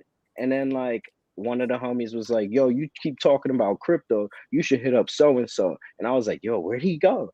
And he was like, he told me the whole story. So I hit him up, and homie was just like, I was like, yo, what do you think about labs and blah, blah, blah? And he was like, bro, he was like, you don't even know what you own. He was like, sell all that shit. He's like, just get Hex. He goes, and he's been, he's a long, before even Hex was a thought type of person like was here. You know what I mean? And that's when I was like, all right, I'm selling all my shit. I don't give a fuck. But like I still like hesitated because I was still like, you know, I was like, that's my bag though. Yeah. And like, but it's like I just started to understand like what having a crypto or feeling what a crypto bag is. You know what I mean? Right. And then I was just like, man, I don't want to let go of this. I don't. And he was like, and I was like, but I don't want to get in. It said back in January, and he was like, bro, if you could read. He's like, go fucking read. And I was like, all right. So, so I went. Sound like my boy. And I was like, yo, damn. I was like, he was like, well, while you go read, he goes, while you go read, he goes, buy some SHIB since you don't believe. He was like, go buy some SHIB. So I went and bought some damn SHIB and I watched Hex pump like crazy. I was like, I was like, yo, what is this? Well, if you guys saw me, if you guys saw me pump, and I took my shit and threw it in the Hex because I was like, I ain't playing that. Fuck SHIB. But, but like literally no use case right now. Like none of this shit has use case. Well, when I shared my screen earlier, you could see the Uniswap tab up top, and that was because someone in the thing had said in the chat had said that their SHIB rug pull. So I went to check the liquidity pools, and it's not a full rug pull, but it's 50% down and total value locked in the liquidity pools versus what it was just the end of October. Yeah. A month and a half ago. It's literally half the liquidity available now. Everyone's pulled it. Yeah. Kool-Aid, my bad, dog. You see it, brother? Yeah, nah, I just see y'all. But I just don't want to mention it publicly, but skate ride or die, man. It's just give yourself something to be happy about, whether it's fucking riding, skating, something. Hey, you know it's crazy. You know what's crazy about that? He's boys with. All right, so one of my best friends, his dad owns a skate shop out here in Jersey, and he's boys with him. Like they're boys. Yeah. That's the even crazier part. Like boys to the point where my boy is on his skate team because of that. Yeah. But we'll wrap off stream about all that. Yeah, we'll talk. We'll talk. That's fire, man. That's fire. Yeah, that shit crazy, dude. Life is weird. It's weird. In case nobody knows, they're talking about Tony Hawk. Just kidding. Biggest skater in the world. That's right. Hey, he's one of the. Ain't gonna lie, he one of them. He one of the biggest. He's one of the alphas, man. He the reason why I see the way I see, and I protect myself the way I protect myself. Damn, there you go. There you go. Know? All right. Let's slide along. No. It's just my bad. It's cool. We got people in the comments talking about trying to convince people that cut pies for a living at the pie shop, pizza shop. Trying to convince them to do it in squares and how difficult it is for people who cut triangle slices all day long to cut it into square slices. Shit crazy. That's what we got going on in the chat. So you guys Good luck, chat. I love it. Shout out to Mel Tony for keeping us updated on the price. I love that. Mel Tony's always in there. Yeah, we're on highs, man. Straight up. He's on highs. Oh yeah, I don't know if y'all talked about it, but what's that big old steak? God, 11-day one. 11 days. That's dope. I'm like, all right, cool. Do your thing, bud. Do your thing. That reminds me. What all happened? I haven't been paying attention. Oh nah, the big old 11-day steak. $118 million 11-day steak. Yeah. What? Yeah. See, here's the craziest thing. All right. So you can't have the dum-dums, right? That just bought and got lucky. Anyone can buy a lotto ticket and get lucky. You know what they're going to do? As whales teach you, because everybody told you can't keep your wealth. If you actually had money and you watched a little bit of fucking knowledge, you'd know how to set the price floor and get more money. Yep. Facts. It doesn't even make sense. It's like a motherfucker driving a Ferrari and running out of gas. Imagine that shit, yo. Right. Well, I forget which stream it was on, but you know, you want to know what crypto people like Lambos instead of Ferraris? Why? Because what is it? Ferraris are owned by Fiat. Oh shit! I ain't even a car guy, so that's funny. I didn't know that. You're a watch guy. Have you got your bling on at the minute, Kool-Aid? Your watch? Oh, yeah. So, was it Rob on the fucking road tour? First Hexicans I got to hug, and actually Rob just got onboarded from Alan and Patrick, and he had this really nice watch on. And you know, I've been watching Mott's and all the rest of them with like other stuff, and the Invictus stuff is nice. It looks actually really nice. So it ain't a flex. I still work dirty fiat, still paycheck to paycheck in LA. But I mean, I'm minted because I knew what I was doing, and I'm investing because I know what I'm doing. But slowly I'm creating nonsense and stuff. That's gonna be one hell of an expensive watch, $100 million watch someday, bro. It ain't nothing at all. But like, it's nice. That ain't nothing. That ain't nothing. Well, the Invictus stuff is not expensive watches, but it looks nice. It does. So like, you don't have to go buy a Rolex or a Ferrari or something like that to set yourself up. You need to buy things that I'm advertising the Casio. I'm advertising the Casio, guys. I mean, you guys, at least I won't get robbed in the alley. They're like, oh, it's just a Casio. They'll say it back to me. Dude, I'd rob you for a Casio. I want that $35 watch. Now. I want that gold one. There you go. That's funny. Nothing better than the calculator watch, though, bro. You can't beat that 80s calculator watch. I don't care what you guys wearing on your. I don't care what bling and ice you got on your wrist. It ain't no calculator watch from the 80s. That's all I have to say. Yeah, but look at like the TI-83 playing Drug Wars back in the day, right? You know what I mean? Like that was the epicenter of like a different. Remember that? Dude, I love that game. I love that game, man. So that's good. The crazy thing is I'm a tech whore. I've been building computers since I was 12. And that's why like I apply the problem solving mechanics through game theory and all the rest of that to how I built tech and all the rest of that. So if you look at what you could have hold, which is a calculator, but shit, it can play a game. That ain't bad. Now look at what we have now. And you're sitting at the precipice of future tech. Dude, I was about 20 years ago? No, 25. I was having a conversation the other day with another Hexican, and we were just talking about like, remember when you were a kid and you got your first phone and how exciting that was? It was like everything, like or a new Game Boy or a fucking like you'd go down to the milk bar and you get some shit at the milk bar. It's like, yeah, I'm about all of that, and there's nothing.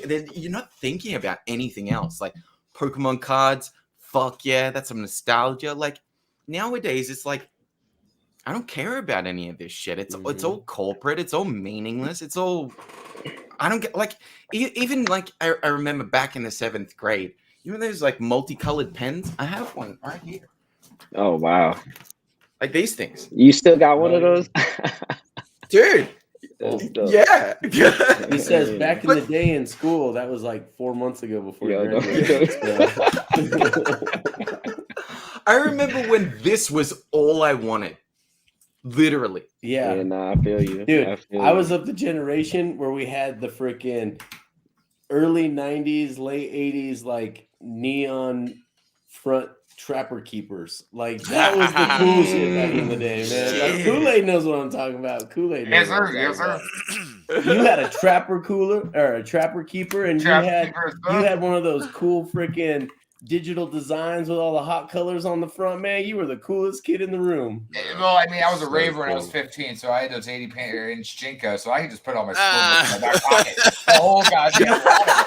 The whole goddamn lot of them. I could put the whole fucking thing in my back pocket. He's got his econ. I some midgets under the rest of them just pull on my fucking like ant legs, and an army just runs out. I'd be like, well, big fucking pants. It's like the fucking clown car of jeans. They were. Legacy shit. Yeah, that is legacy shit. You're right.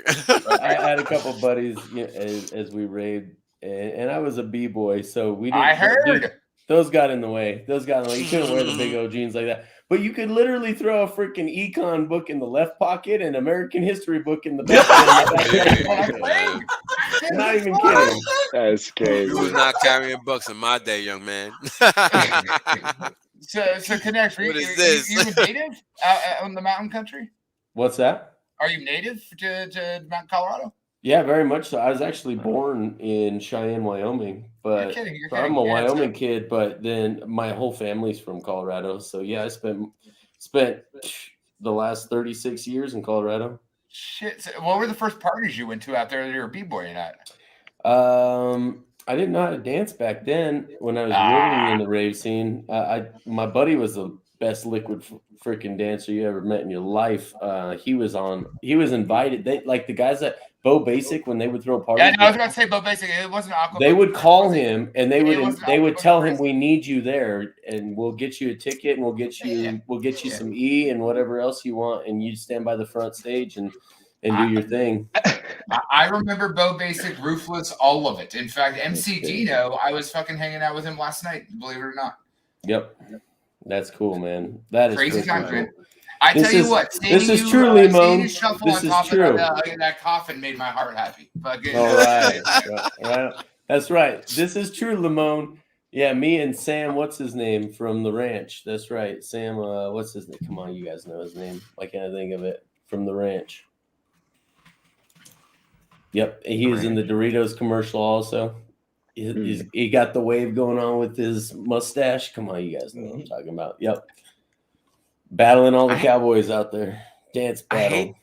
There's some little things that you can't connect over culture shit. Like our ads over here in Australia are very specific to us. I'm sure yours are too. Yes. Well, that's because you have kangaroos with traps, dude. Like you have to be like, yeah, that's correct. There's some truth to that. Astute observation. We're playing. Gonna fucking just take it all and run. We're playing Pogs and Slammers, and the Aussies are just trying to not get eaten by kangaroos on the way home. That was my childhood. Yeah, there you go. Oh, I love it. Hey, gents, I'm jumping off. I got food. I got to eat. It's 3 hours. I'll allow it. You want to keep going? Guys. We'll see you later, brother. Have a good one. Catch you, Jay.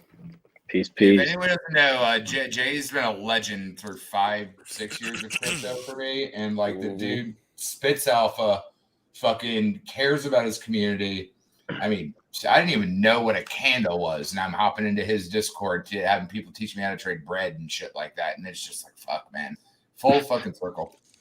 When KNTX actually had the Crypto Junkies like banner on the top of his flag in the back, and I'm like, Jesus, Jay, goddamn legend. He made that for me. That is, I know. That is it is so badass the way he makes those. He takes like a hollow core door and then chops it down to the size. That one was a solid core because it had to be chopped down. On the big long ones, he'll use a hollow core door like that hasn't been pre-cut for the door handle yet. And then he'll put the design all the way down. And actually, he doesn't even put the design down until he like marbles all of the epoxy, so it looks like marbling. It's so cool. And then he puts the design over the top of that, and then clear coats over the top of that. Wow. Damn. The crazy thing is, like, you can tell the caliber of someone's community by like the heads of the people that take cuts to cloth and actually come forth and do something with merit, value, and all the rest of that stuff. And again, like we were talking about earlier, if you didn't get wrecked in 17, you're missing out on training day. So you best hustle and listen to Alpha now for free. Otherwise, you're going to suffer from training day.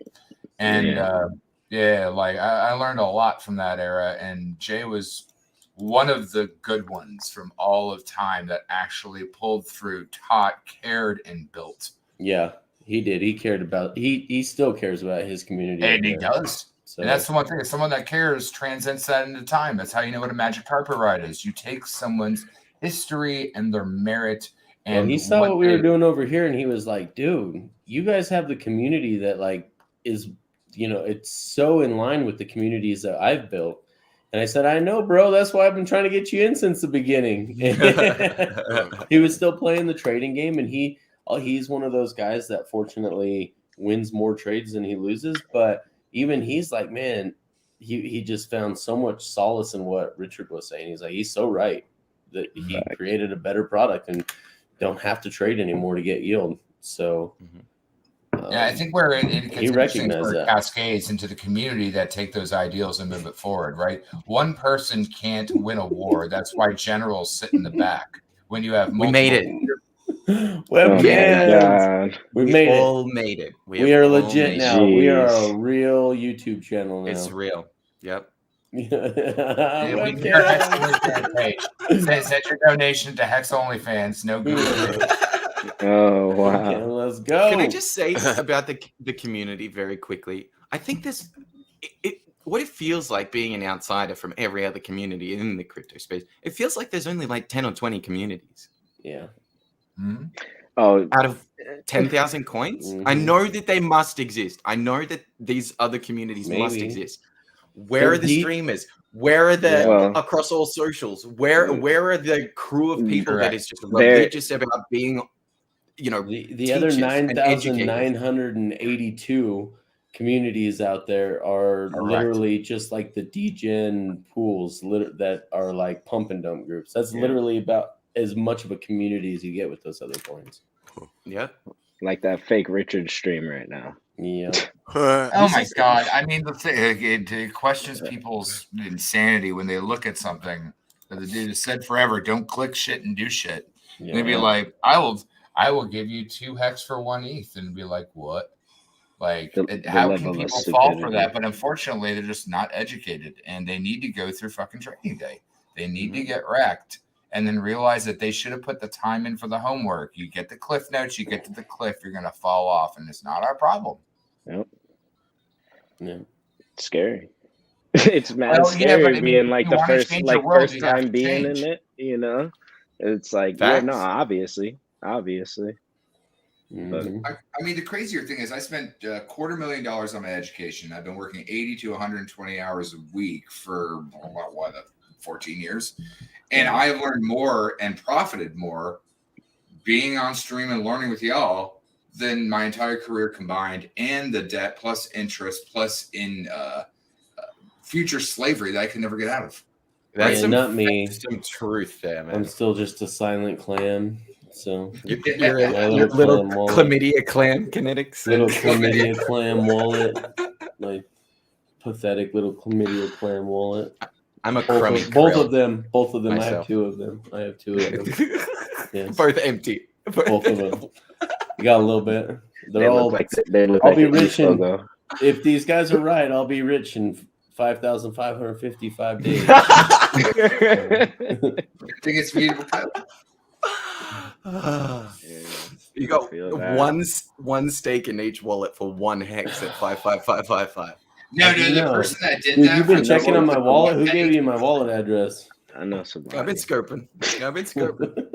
Yeah, but that 1 penny stake that for 5555, that's a metric marker right there. Like that's you can look at. I wouldn't want to stake it because that ETH fee is going to be heavy, but yeah. But honestly, like it's coming. It's so true. Like that's imagine $100. Imagine $100 to stake that. Like, yeah, I've been here since day one. I'm looking at end stakes that I can't end stake because they're just ridiculous, man. Like, I literally. So game theory says you are incorrect. You have a mirror on 2 chains, so you're going to get cheap unstakes on Pulse, and then from there you can bridge over your Ethereum, and then you can unstake that and be a fucking adult. Take that staker app, have a Gnosis safe wallet that's upgradable, and toss that stake out 5555 because you'll be able to eventually do encapsulated stakes. This whole nonsense that it's too expensive. You're still looking at the USD price. No, you're being a pleb. You're not looking at yield. You actually own Hex. Own it. I disagree. And if it's too expensive USD, you got a clone 1-to-1. Use your fees to move it over and push that bitch out 555. He doesn't even hear and me. then from there, nah. Kool-Aid, you there? Nah, he hears. He hears. Yeah, you hear? He just wanted to get it out. He wanted to get it out. It hurts his soul. It hurts his soul. You can see it.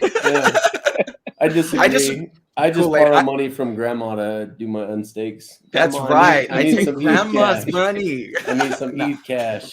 I'll take care of you, grandma. I promise in the future I'll take care of you. But right now, I need $1,592 to end stake.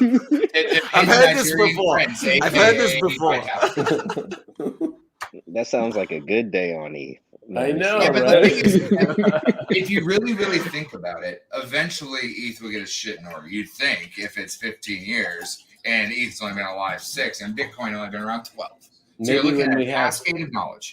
Maybe when we have it on a third network known as ETH 2.0, correct, we won't be able to afford to do anything on the original ETH. Because I don't think the miners will stop mining the original ETH. Why would they? Yeah, why would they? Won't do it. They never stop with all other shit. I can see them merge mining with Ethereum Classic. That's what I see, honestly. Yeah, no, that's exactly what's going to happen. So yes, there will be a third clone. So what they'll do is they'll actually, I don't even know if there's any incentive to keep ETH Classic at this point because you have legacy shit. So if you're looking at like a game like Fallout and Skyrim, they're on, should I just brain farted the engine Gamebryo because they have so much system game design mechanics that has so much time into it, it would cost 15x more to build a different game on a different engine because some motherfucker is going to take every cheese wheel in the fucking game and take it in their house and fucking like memory crash the game. What about crackers? You can't have the cheese without the crackers, bro. I didn't know that, as you should. That's how you get to the Ritz, baby. Oh. So, fair enough. See, I'm learning something.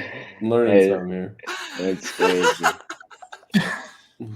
But I think like if you really look at the tokenomics, that if people's fees are too high and they lock up everything on ETH for 5.555, you know, Hex on Pulse is going to be something anyone can stake for any amount of time, right? But like on eHex, you probably should lock that shit up on a Gnosis Safe upgradable wallet or something with multi-sig, something that's going to be a future of having encapsulated stakes. The future of the next loop. And so it may even be more rare, but people will still play arbitrage either way. Yeah, I agree with that. There will be an arbitrage, and we'll go back to that here in just a second. Hey, Hex is the way. That'd be cool, man. If we are definitely, as a community, not super well versed in ETH mining, but I will probably give clarity on this with content soon. That'd be great. I'd love to know for the short period of time that it's actually relevant to us, how that all works out technically, because that's kind of cool. I'm a geek like that I would find pleasure in learning something about that, but doesn't mean I'm going to become an ETH miner. But it'd be just kind of neat to understand that a little better. Going back to your arbitrage opportunity, no, I don't think everyone will dump eHex for pHex. I think the smart ones are going to bridge it over and provide liquidity against each other, and I think you're going to bring the price to parity a lot quicker than you think you will. It's going to be crazy. I think you guys have no idea how quick this is going to hit parity when you're given one side of the liquidity pairing and you own the other side already. So why not? You're going to get Pulse X, which looks like Pulse X is what it looks like when you have it all together. Like, I don't know why you chose Pulse X. Pulse X. Pulse X. Oh, you know what. Back room at the Gentleman's Club. Hey, you guys got some of that Pulse X back there.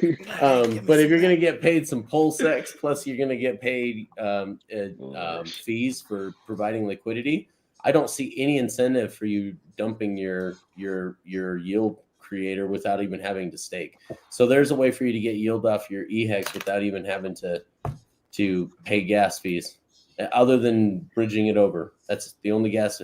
And then if you bridge it back, you'll have to. But hopefully, I know of a team that's working on fixing that issue, that fiat on and off ramp. So I know of a team working on that may just make it unnecessary to go all the way back to Ethereum.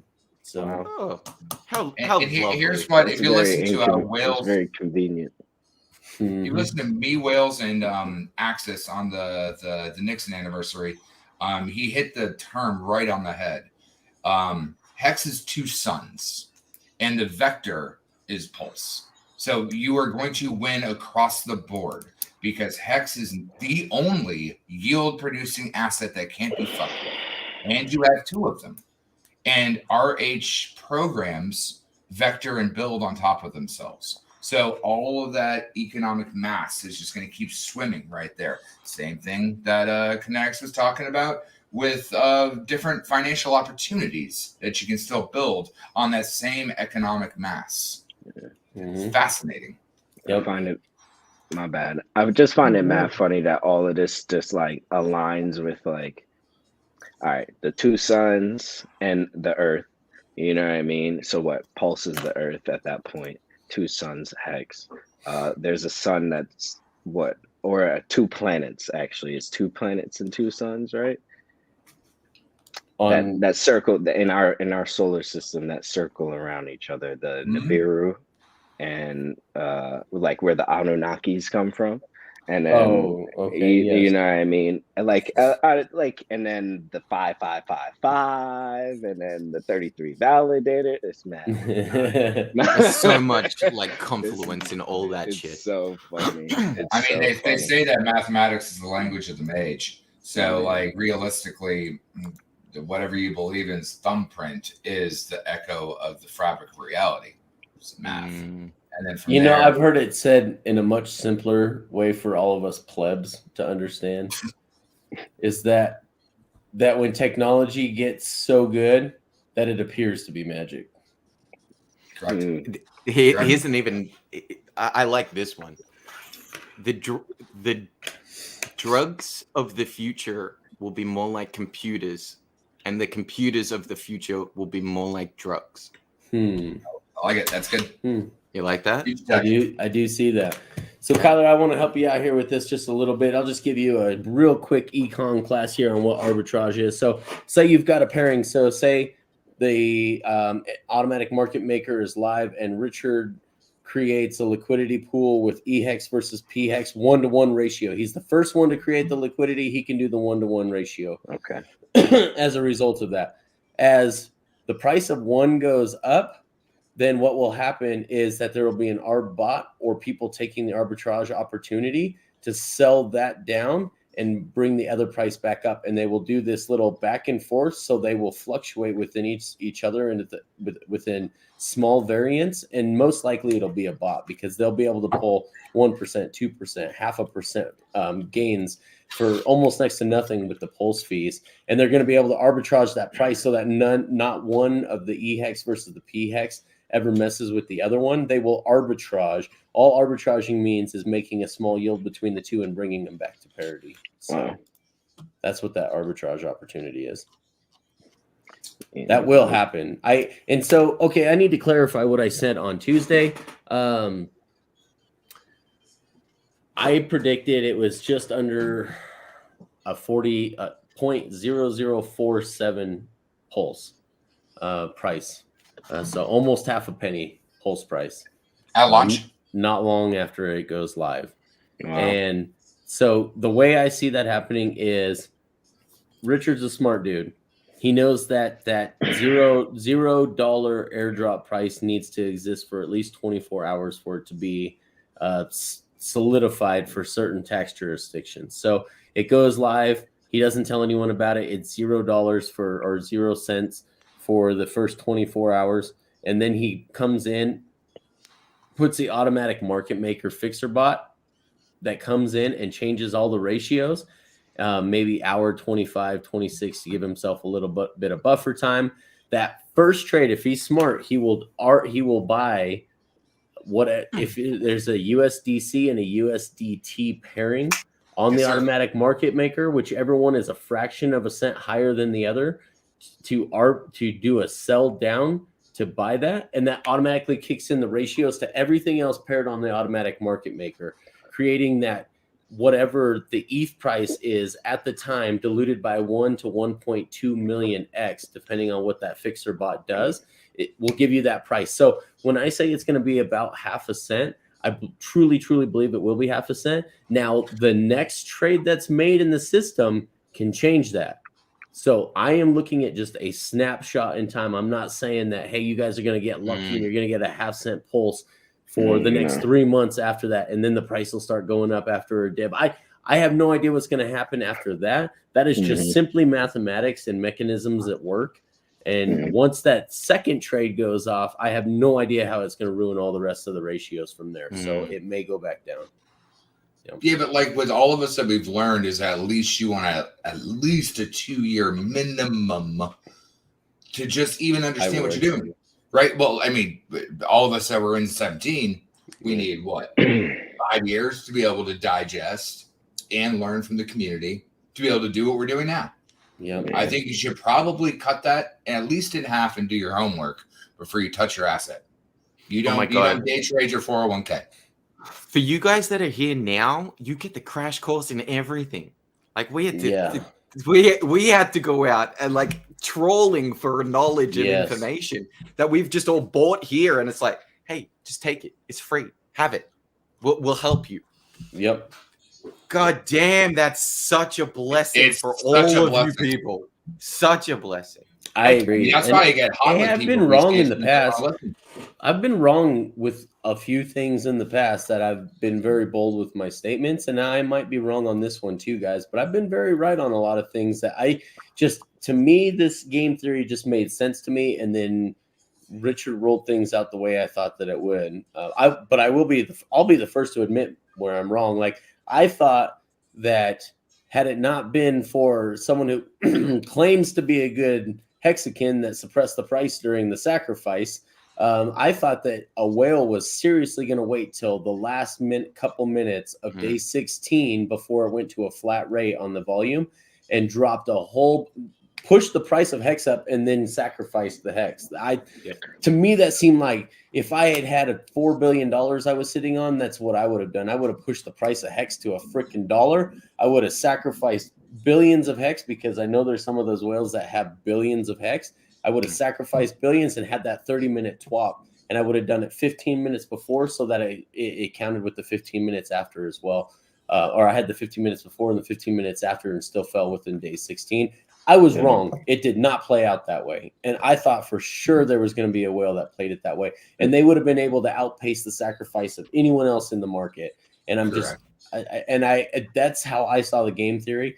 Actually, credit goes to Joe Hexotic for that. He actually gave me pieces of that I pieced together myself. And from his suggestions on what would a whale do if I were a whale. And he put that out there. And so I've been wrong on some things, but there's some things that I've been really, really right about with some of these mechanisms. And I'm hoping that I'm right on this one too, because I would love to see that initial price go from 0 to half a freaking penny. Can you imagine what that looks like on a chart for us guys? Mm-hmm.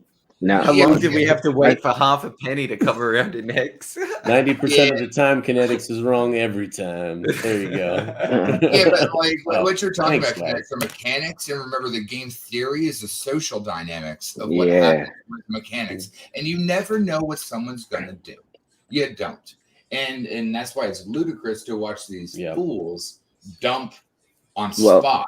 When they could just, they know better, right? They have huge bags. They should have listened to something at this point, whether it's Richard, whether it's us, or just been an adult on knowing what you bought.